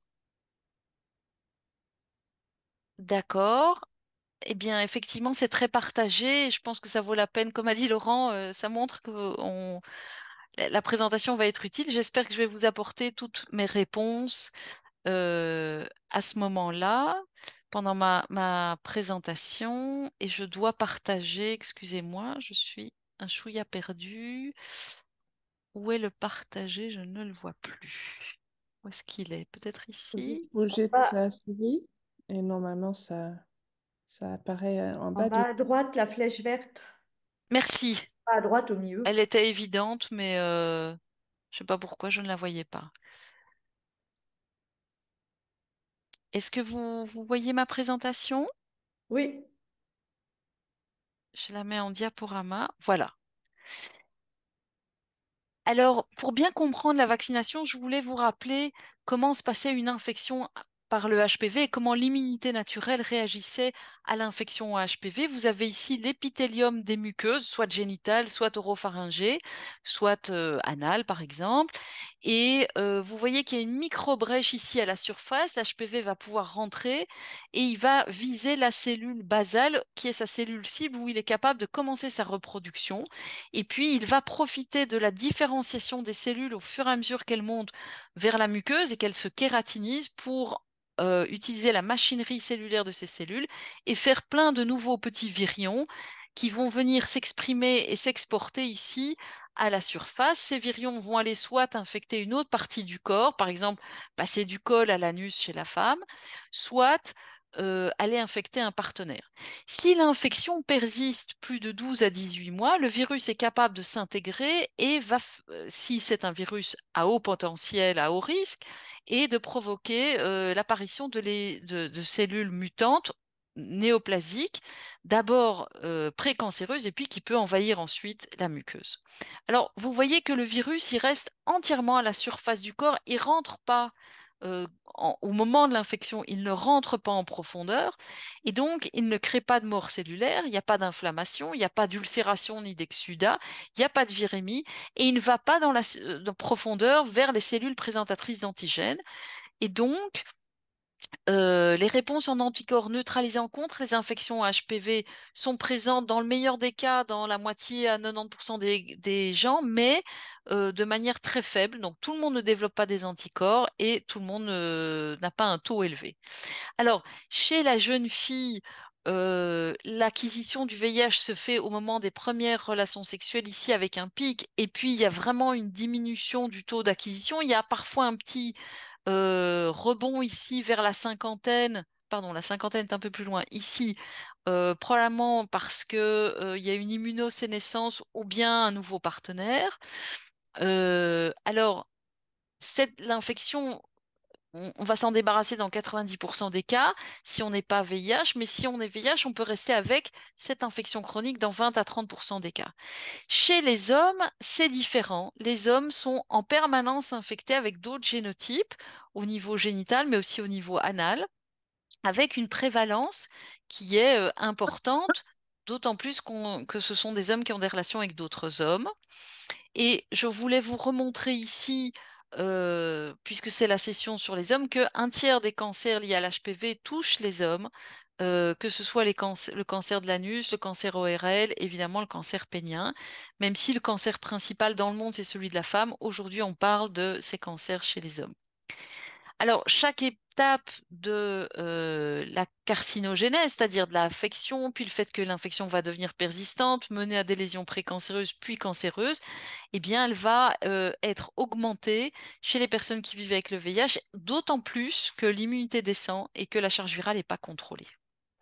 Alors, qu'a-t-on comme vaccin contre le papillomavirus? Eh bien, euh, en Europe et aux États-Unis sont enregistrés les vaccins que je vais vous montrer tout de suite, qui sont le vaccin bivalent, quadrivalent et neuf-valent. Le principe est le même pour tous les trois, c'est-à-dire qu'on va utiliser du génie génétique pour créer une protéine de la capside externe qui s'appelle L1, puisque ça fait partie des gènes tardifs dans le HPV. Charlotte vous a parlé des gènes oncogènes early E, et ici, la capside, ce sont les gènes tardifs, donc late L1. Ce L1 va être amplifié soit par une levure ou un baculovirus, créer un pentamère, c'est-à-dire une petite étoile ici microscopique constituée de 5 protéines L1, et puis tout ça va s'auto-assembler dans ce qu'on appelle des pseudo-virions, ou en anglais VLP, virus-like particle. Donc ça ressemble à un virus, mais ça ne contient aucun matériel génétique, aucun matériel infectieux.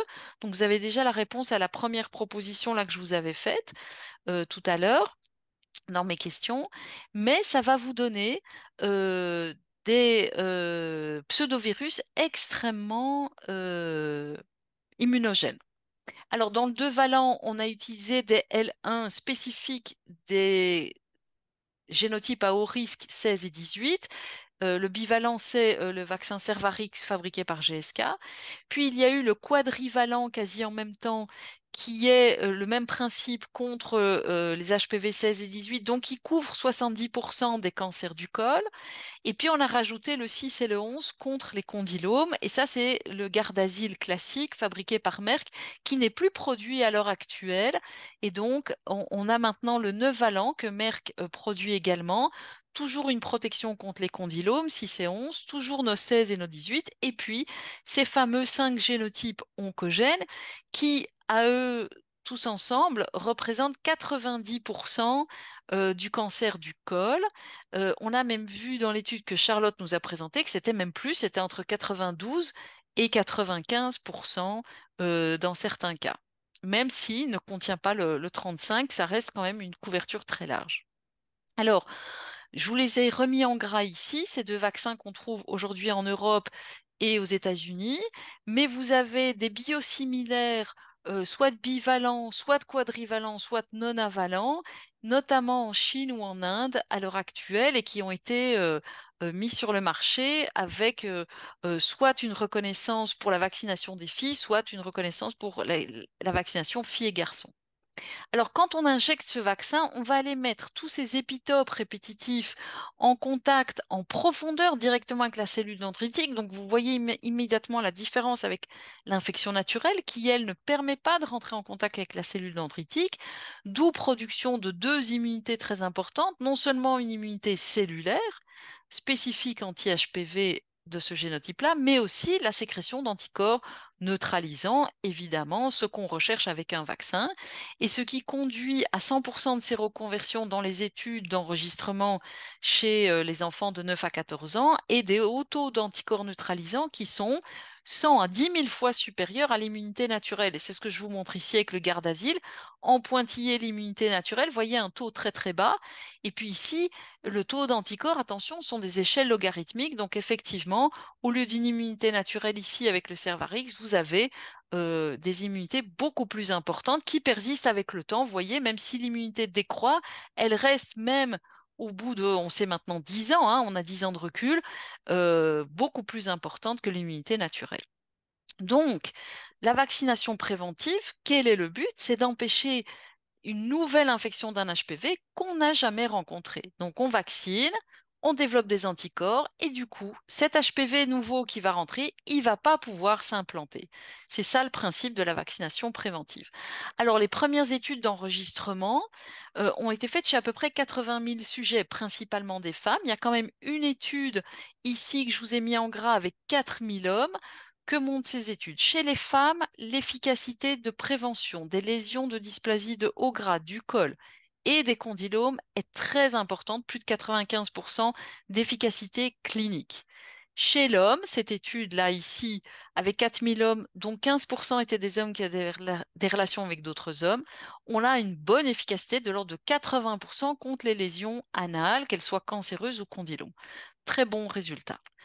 Un mot quand même sur les femmes plus âgées, puisqu'ici, tous les sujets avaient entre 15 et 26 ans, donc au début des relations sexuelles. Ici, quand on prend des femmes âgées de 24 à 45 ans, on a quand même une efficacité qui varie de 84 à 70% si on vaccine une femme, même par exemple de 35 ans, qui n'a jamais rencontré un HPV, par exemple 33, eh bien, elle va être protégée. Alors très vite, ces vaccins ont montré une énorme efficacité à l'échelle de pays. Donc par exemple, un des pays remarquables, c'est l'Australie, qui a vacciné toutes ces jeunes filles dès le début. Donc il y a vu une diminution non seulement des infections persistantes à HPV à haut risque contenu dans le vaccin, mais des dysplasies aussi de haut grade, plus de condylomes en Australie chez les jeunes de moins de 21 ans, et chez les hommes qui, à l'époque, n'étaient pas encore vaccinés, ils le sont tous maintenant depuis plusieurs années, aussi une diminution des lésions et des infections par immunité de cohorte. Pareil en Grande-Bretagne, pareil aux États-Unis, jusqu'à cette très belle étude suédoise parue maintenant il y a déjà 4 ans, qui montre que des années après avoir commencé la vaccination contre le HPV, on a réduit ici en vert pointillé l'incidence du cancer du col. Alors pourquoi cette étude était importante? Parce que les études d'enregistrement du vaccin avaient comme outcome primaire, donc comme but primaire de diminuer les lésions de haut grade, puisque quand on trouve une lésion de haut grade, on ne va pas attendre qu'on développe un cancer derrière, on va la traiter. Et donc ici, on montrait enfin que non seulement ça diminuait les dysplasies de haut grade, mais aussi le cancer, effectivement. Et vous voyez que les jeunes filles vaccinées avant 17 ans ont la meilleure réponse au vaccin, ici, avec une incidence diminuée vraiment de manière significative par rapport aux gens non vaccinés qui avaient une incidence très très importante. Pareil en Angleterre, pareil, étude en 2021 qui montre qu'on a une efficacité de 87% de réduction des cancers chez les cohortes vaccinées. Alors, qu'en est-il sur la sphère ORL? On n'a pas d'études sur les cancers eux-mêmes, mais on a 2 méta-analyses qui montrent que chez les gens vaccinés, on a une diminution significative des infections par HPV au niveau oropharyngé et qu'on a un développement des anticorps dans les fluides oraux également. Alors, on sait que ces vaccins sont tout à fait safe.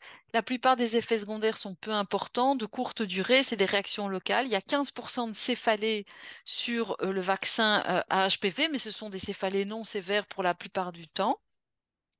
Et donc, dans les grandes méta-analyses, on a bien montré qu'il n'y avait pas d'effets secondaires, notamment sur la fertilité ou sur la grossesse, qu'il n'y avait pas de décès liés à la vaccination et que c'était tout à fait safe. Alors, par principe de précaution, on évite quand même de vacciner pendant la grossesse, mais si on a vacciné et que la dame était enceinte sans le savoir, on peut la rassurer puisque les études sont extrêmement rassurantes et on va postposer la suite du vaccin à après la grossesse, par simple mesure de précaution universelle. Alors, faut-il vacciner les garçons? Oui, bien sûr. Je vous l'ai dit, 30% des cancers HPV induits touchent les hommes et le fait de vacciner les garçons va les protéger directement, mais aussi diminuer la transmission aux femmes et augmenter l'immunité de cohorte. Alors, en termes de santé publique, lorsqu'on dispose de ressources quasi illimitées, on va vacciner les filles et les garçons. Et par exemple, en Belgique, il y a une très très belle étude d'un institut de santé publique qui a calculé le coût et l'efficacité et qui dit qu'effectivement, si on a des moyens, ben, effectivement, il faut vacciner les garçons aussi. Dans les pays à ressources limitées, la population cible de la vaccination, c'est les jeunes filles. Pourquoi? Parce que le premier cancer, c'est le cancer du col. Donc, si on n'a pas effectivement suffisamment, l'OMS dit qu'on va d'abord vacciner les jeunes filles. Une fois qu'on a atteint cet objectif, l'OMS dit, alors une fois que c'est fait, on peut enchaîner avec les jeunes femmes plus âgées, au-delà de 14 ans, et les garçons. Donc évidemment, ce vaccin est recommandé chez les garçons, mais en termes de santé publique, parfois, il faut faire des choix que je viens de vous expliquer notamment. Alors, chez les personnes qui vivent avec le VIH rapidement, il y a de nombreuses études maintenant avec 4000 personnes de tous les âges, des enfants, des femmes, des hommes qui ont des relations avec des autres hommes. La plupart avaient un traitement anti-VIH et des bons CD4 et toutes ces études sont faites avec 3 doses. Donc ça, c'est aussi une des réponses aux questions que je vous ai dites tout à l'heure. Effectivement, il n'y a pas d'études publiées à l'heure actuelle avec moins que 3 doses. Alors, qu'est-ce qu'on voit? Ben, on voit que quand on donne 3 doses, on a un pic d'anticorps très très élevé. C'est un petit peu plus bas que la population générale, mais ça reste très fort, de manière très importante au-dessus de l'immunité naturelle. Puis ça diminue progressivement avec le temps, comme dans la population générale. Et puis si on fait un booster, hop, on a une très bonne réponse anamnestique. On aura un meilleur taux d'anticorps si la charge virale HIV est bien contrôlée. C'est un peu comme avec tous les vaccins qu'on donne chez les personnes avec le VIH. La réponse est meilleure si les anticorps euh, si la charge virale est indétectable. Et ces vaccins sont parfaitement safe, y compris sur le taux de CD4 et le contrôle de la charge virale. Donc, autre réponse à une question que je vous posais tout à l'heure, on peut le donner sans problème aux personnes avec les VIH, sans aucun effet délétère. Alors, ce qui est intéressant de voir, c'est que on a vacciné dans ces études jusqu'à 45 ans. Et que quand on regardait au baseline avant de vacciner qui avait des anticorps anti-HPV, ben c'était moins de 5 à 15%. Donc il peut y avoir un bénéfice à vacciner les personnes avec le VIH peut-être jusque 40 ans, puisqu'elles ne sont pas protégées dans une grande partie des cas. Alors, quand je vous disais que le taux d'anticorps était un petit peu plus bas que dans la population générale, est-ce que ça pose problème? Ben, en fait, on n'en sait rien puisqu'on ne connaît pas le corrélat de protection pour le HPV. On ne sait pas combien il faut d'anticorps. Ce qu'on sait ici, c'est que c'est à nouveau des logarithmes fois au-dessus de l'immunité naturelle. Donc, on pense qu'on est tout à fait bon et qu'on a obtenu une bonne efficacité. Alors, plein de questions par rapport à cette vaccination. Combien de doses? Quel génotype faut-il couvrir? Quel schéma? Quoi pour les patients avec le VIH? À quel âge s'arrête-t-on? Et est-ce qu'on vaccine quand il y a déjà des lésions précancéreuses? Alors, 2 minutes pour refaire l'historique euh, de, euh, des doses. Et j'ai l'impression que j'ai déjà dépassé mon temps. C'est possible? Je m'excuse, j'ai peut-être traîné trop. Non, Euh, tu peux encore, hein, je peux encore. Donc, au départ, il y avait 3 doses. Et puis, très rapidement, on s'est rendu compte qu'on pouvait donner 2 doses aux enfants de moins de 14 ans, voire même en dessous de 18 ans, parce que les taux d'anticorps sont très élevés et 2 doses suffisent. Et puis, plusieurs études ont randomisé, ont montré que, avec des données cliniques, 3 doses égale 2 doses égale une dose. Alors, très récemment, il y a 2 ans, a été publiée cette très belle étude kenyane avec des jeunes filles non VIH à qui on a donné soit une dose de bivalent, soit une dose de 9 valent, soit une dose de vaccin contre le méningocoque. Et vous voyez que les taux d'efficacité contre les infections étaient très très élevés avec tous les bras de une dose. Et j'ai oublié de dire qu'on a l'update que ça se confirme même à 36 mois maintenant. Ça, c'était à 18 mois. Même étude avec l'étude Doris. Et on va regarder les graphiques ici où vous voyez 3 doses en rouge, 2 doses en vert, une dose en bleu. Alors, vous voyez qu'en tout cas, 2 doses et 3 doses, c'est quasi la même chose. Mais une dose, c'est déjà pas mal aussi. Et ça a conduit l'OMS à publier en décembre 2022 des recommandations qui disent en dessous de 20 ans, si on peut, on donne 2 doses à 6 mois d'intervalle, mais si on ne peut pas, ben une dose, c'est déjà très bien. Et au-dessus de 20 ans, pareil, 2 doses à 6 ou 12 mois d'intervalle. Attention, pas pour les personnes avec le VIH, ou si possible, il faut faire 3 doses parce qu'on n'a pas donné 2 doses. On va revenir là-dessus dans 2 minutes. Alors, un schéma extrêmement intéressant par rapport aux 2 doses, c'est nos collègues canadiens qui ont donné du vaccin 9 valent 2 doses, ou bien un vaccin bivalent suivi 6 mois plus tard d'un 9 valent ou le contraire. Donc, ils ont mélangé du bivalent qui donne des très hauts taux d'anticorps, plus que les autres vaccins, avec du 9 valent qui a une meilleure couverture sur les génotypes. Et ils ont montré que c'était la même chose, quoi qu'on fasse. Donc, ça, c'est des schémas bien meilleur marché, le bivalent étant bien meilleur marché que le 9 valent. Et ça peut être vraiment une solution, c'est de donner un bivalent puis un 9 valent pour couvrir à la fois les condylomes, avoir une bonne couverture, mais peut-être un peu moins cher que de donner 2 fois 9 valent. Alors, quand on regarde quel génotype couvrir, ben, on a vraiment répondu à cette question avant. Quand les personnes vivent avec le VIH, et notamment les hommes, il y a plus de génotypes contenus dans le 9 valent qui sont mieux couverts. Donc, c'est évidemment le 9 valent qui est recommandé en 3 doses, de 9 à 26 ans, sûrement, peut-être jusque 40 ans, parce qu'il y a des études de coefficacité chez les personnes avec le VIH qui montrent que c'est coefficace. Et c'est ce qui est recommandé, par exemple, par la Société européenne contre le VIH. La bonne nouvelle, c'est qu'il y a énormément d'études en cours chez les personnes qui vivent avec le VIH. Par exemple, je vous donne l'exemple du papillon, qui est une étude que nous avons terminée maintenant à l'hôpital Saint-Pierre et qui a comparé 2 doses versus 3 doses de 9 valences chez les femmes, c'est pas chez les hommes. Et on a obtenu des bons résultats. Le papier est soumis maintenant et donc peut-être qu'à l'avenir, on pourra effectivement proposer 2 doses chez les personnes avec le VIH, mais à l'heure actuelle, publier uniquement 3 doses. Alors, il y a des études d'efficacité clinique aussi chez les gens avec le VIH. Ici, cette première étude chez des gens qui avaient en médiane 47 ans a montré aucune efficacité parce qu'on était beaucoup trop tard par rapport euh, aux lésions HPV. Il y avait déjà un tiers qui avait des lésions de haut grade. Par contre, chez les jeunes filles, ici, de médiane 39 ans, on avait un bon effet sur les lésions du col. Et idem ici, aux États-Unis, une étude chez des plus jeunes, 13-26 ans avec le VIH, et s'ils n'avaient pas été exposés, alors ils avaient une bonne efficacité et ils n'avaient pas de lésions liées à l'HPV qui se développaient dans le suivi, ce qui évidemment n'est pas le cas quand on n'est pas vacciné. Donc là, à nouveau, plus on vaccine jeune, mieux c'est. Je vais passer ceci. Je Ouais, voudrais vous encore deux montrer. minutes. Oh, ouais, encore 2 minutes, si c'est possible pour toi, Oui, Déborah. je vais emballer ça. Alors, chez les preppers, on a montré aussi, même s'ils ont 34 ans de médiane et qui sont déjà pas mal infectés contre le HPV, que ils vont acquérir des nouveaux HPV au cours du suivi PrEP et que donc là aussi, il y a un bénéfice à les vacciner.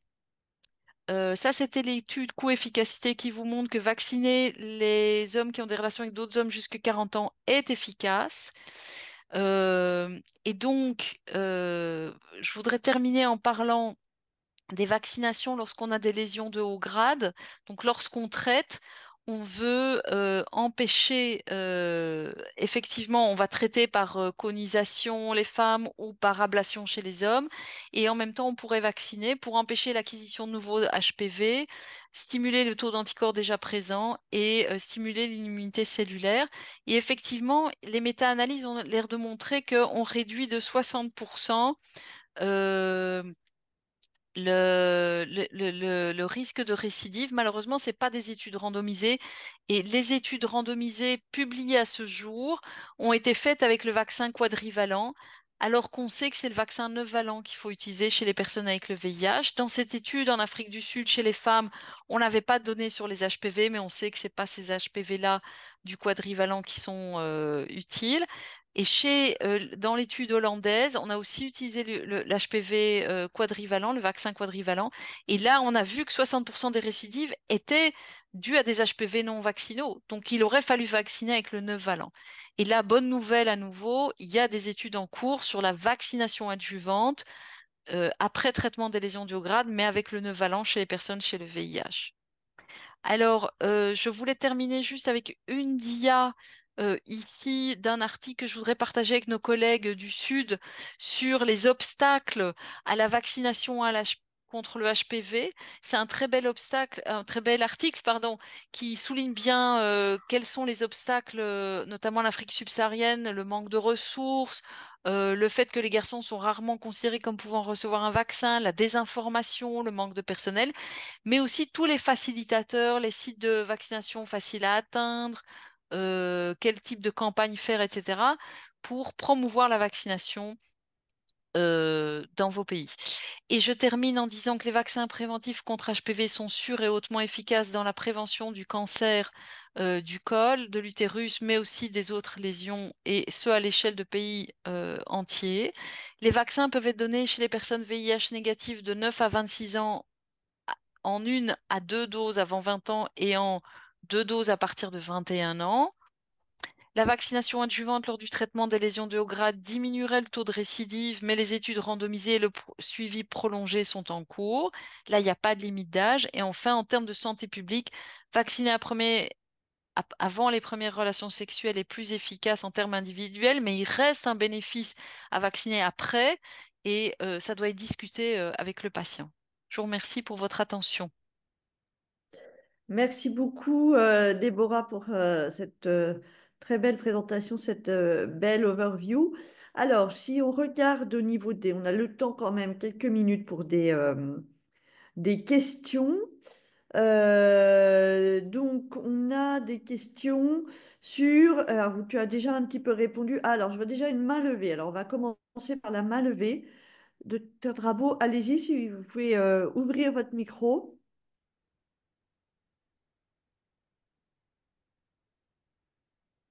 Allez-y. Ah, il était ouvert, il est refermé.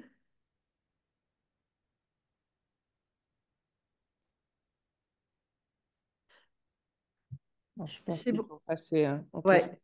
Alors, en attendant, on a, alors tu as un peu répondu, mais c'est pour insister comme question, peut-on prévenir l'HPV chez les femmes enceintes? Alors, je pense que c'est vaccination, enfin voilà, j'ai compris comme ça. Alors, si une femme est enceinte, on lui dit, je vous propose le vaccin quand vous aurez accouché. Donc, c'est un Voilà, principe de précaution universelle. c'est Si ça. jamais on a vacciné alors que la femme était enceinte et qu'elle ne s'en était pas rendue compte, il faut la rassurer en disant que le vaccin est safe dans la grossesse. Mais par principe, on vaccine pas pendant la grossesse. Alors là, tu as aussi répondu, c'était une question précédente. Doit-on, avec le risque que représente le VIH dans la cancérisation, peut-on préconiser une vaccination préventive des sujets à risque? Oui, bien sûr, Voilà. bien sûr. Donc, et ça répond, tu réponds un peu avec le. Puis il y a les prépares aussi, s'ils sont aussi à risque de VIH. Alors, le problème qui se pose est que le vaccin n'est pas gratuit chez les HSH, PVVIH qui sont âgés de plus de 26 ans. Tout à fait. Alors, une des solutions, c'est de faire peut-être des schémas mixtes comme nos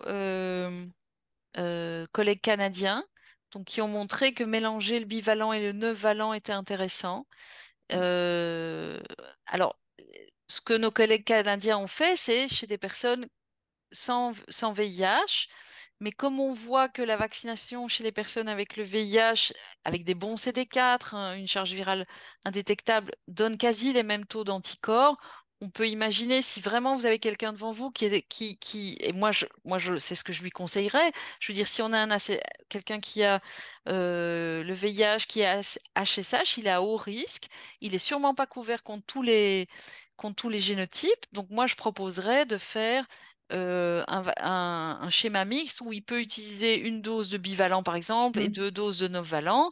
Et peut-être que d'ici quelques mois, on va publier les données de schéma à deux doses. Et donc là, il ne vous reste que deux doses à faire, donc un bivalent et un novalent. Et là, ce sera moins cher. Mais vous avez raison de souligner que le coût est très élevé. Nos collègues anglais ont réussi à faire rembourser les vaccins HPV jusqu'à l'âge de 40 ans pour tous les HSH, HIV positifs ou négatifs, en négociant avec les firmes et en faisant une étude de coût-efficacité qui est clairement positive. Malheureusement, en Belgique, on négociait avec le gouvernement, on n'a pas réussi, et je vois qu'en France non plus. Non, non. En France, non. Alors, pour les PVVIH qui présentent donc une infection à HPV chronique confirmée avec lésions génito-anales visibles, sont-ils candidats à une vaccination HPV?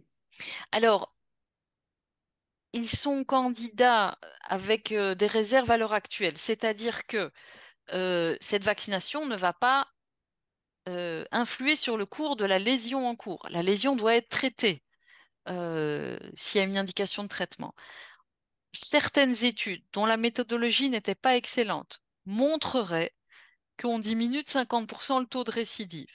On ne sait pas très bien si c'est parce qu'on empêche l'acquisition de nouveaux HIV, si c'est parce qu'on augmente le taux d'anticorps déjà existants contre des HPV qu'on a déjà rencontrés, ou si on stimule l'immunité cellulaire, c'est-à-dire qu'une fois que Dr Abramovich a traité cette lésion en la retirant, il a retiré 99,9%, il reste une cellule. Est-ce que le fait de stimuler l'immunité cellulaire va faire que, à partir de cette microcellule résiduelle, ne va pas repartir une nouvelle lésion? On ne sait pas quel est le mécanisme d'action, mais on sait que ces personnes ont peut-être une sensibilité particulière génétique à l'HPV et que les vacciner les protégerait. Donc on vaccine si on traite la lésion, mais on n'aura pas d'effet sur la guérison de cette lésion elle-même. Laurent, si je peux du coup en profiter parce que quand on a des traitements de lésions, tu me corriges, il y a des récurrences. Quasi systématique. Voilà. Et du coup, est-ce qu'on pourrait imaginer, alors je ne sais pas hein, s'il y a eu des études avec une méthode, est-ce que sur les récurrences, Alors, c'est comme le suggérait Déborah, hein, ouais, on a deux, trois études de mauvaise qualité ouais, c'est ça. qui montrent qu'on a un peu moins de récidives. Alors, sur les condylomes, de mémoire, aussi sur la dysplasie de haut grade, une ou deux études, mais avec voilà, une Ouais, méthode de mauvaise qualité. À ma connaissance, je crois qu'il y a une étude en France qui est sur les condylomes, sur la récidive des condylomes. Et je crois savoir que, je n'ai pas le droit de tout dire, mais que ça va commencer aussi sur la dysplasie. d'accord. Justement, en parlant des condylomes, il y a une question sur une personne qui ne voit pas l'intérêt de la vaccination, enfin, ou qui n'a pas bien saisi la partie sur l'intérêt de la vaccination chez les personnes présentant déjà des condylomes. Mais c'est la même réponse. Voilà, Donc, c'est il y a deux choses. Au moment où on traite le condylome, on peut proposer la vaccination en disant, voilà, il y a une étude qui a montré une diminution des récidives si on vaccine. Mais ce n'était pas zéro. Il y avait quand même une partie des gens qui avaient des récidives. Donc, c'est une réduction de 50% des récidives. Or, on sait que dans les condylomes, ils sont souvent récidivants. C'est très embêtant. Ça, c'est une première chose, une première raison pour proposer la vaccination. L'autre raison de proposer la vaccination serait de se dire, cette personne développe des condylomes.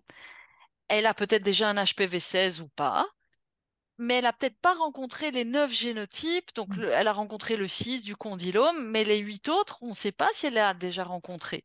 Et donc, quand on fait des études longitudinales, en tout cas sûrement chez les femmes et chez les hommes aussi, des prépeurs comme je vous l'ai montré, on voit que les gens continuent à acquérir des HPV même quand ils ont 35 ans.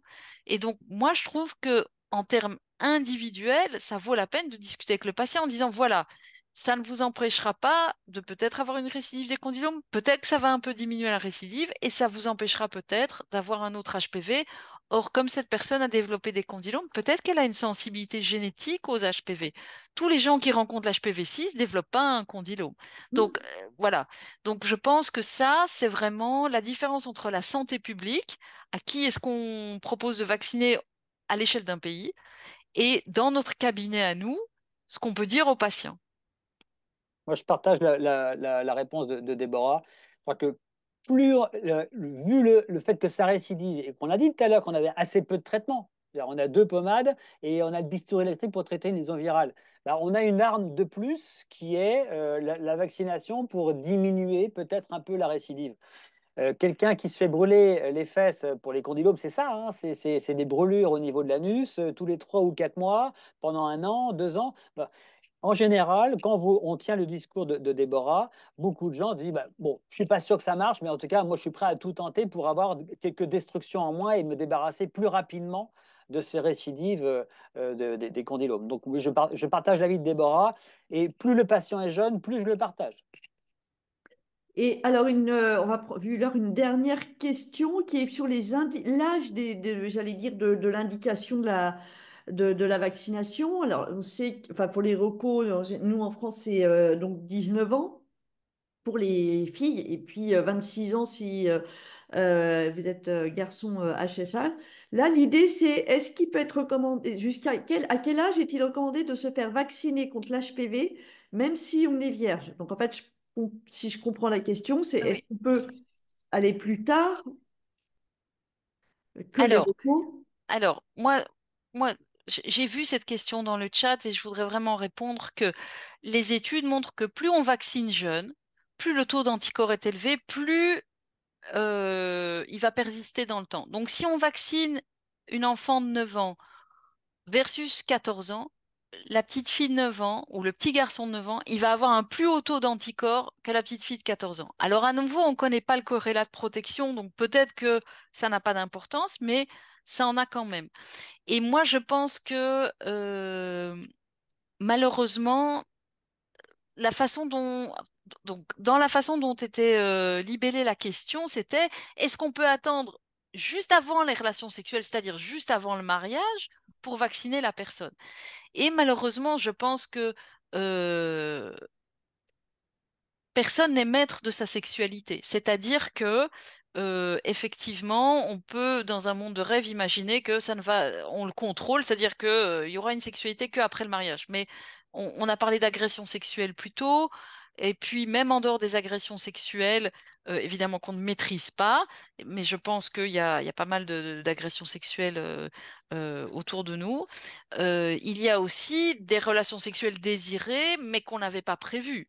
Et donc, je pense que vacciner tôt dans la vie, longtemps avant les premières relations sexuelles, et je repense à des études africaines qui montrent que dans certains pays, l'âge médian des premières relations sexuelles pour les filles, c'est 13 ans. Ouais. C'est pas 20 ans le mariage ou 18 ans le mariage, c'est 13 ans.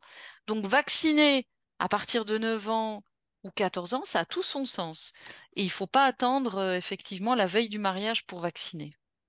Et il y a un autre argument, je suis entièrement d'accord avec Déborah, ce n'est pas que la pénétration qui est source de Oui, Tout à contamination. fait. C'est-à-dire que les Tout à fait. caresses, donc il y a beaucoup de couples qui, avant d'avoir des pénétrations, vont se faire des bien caresses. sûr. Et avec ces caresses-là, on se contamine. Et d'ailleurs, c'est souvent les caresses qui contaminent. Et c'est pour ça qu'une femme qui ne pratique pas la sodomie entre autres, peut avoir souvent de l'HPV au niveau de l'anus. Donc c'est pour ça que voilà. Donc c'est pour ça que vraiment le message, c'est on vaccine tout le monde le plus tôt possible et personne ne sait quelle va être la sexualité intime de telle ou telle personne et on peut pas programmer comme ça sur un ordinateur. Mm. Eh bien, écoutez, merci beaucoup à tous voilà, pour vos présentations. Merci aux participants. Ils sont encore 92. Donc, j'espère que ces présentations vous allez trouver intéressantes avec des données voilà, qui vont vous permettre de pouvoir répondre. C'est très souvent beaucoup de questions, c'est vrai, de la part des personnes. Donc, d'avoir ces connaissances. Écoutez, bah, merci à Déborah d'avoir organisé ce, cet Afranum. Et puis, bah, comme on vous disait, hein, ça c'était enregistré, donc il y aura le replay prochainement. Donc, pas de problème, vous inquiétez pas, vous aurez accès au replay et aux diapositives en replay. Et puis, bah, une bonne fin de journée à tous et rendez-vous au prochain Afranum. Merci Merci, au Charlotte. Au revoir. revoir. Au Merci revoir à beaucoup. tous. Bonne Un grand soirée. merci. Au Merci. revoir.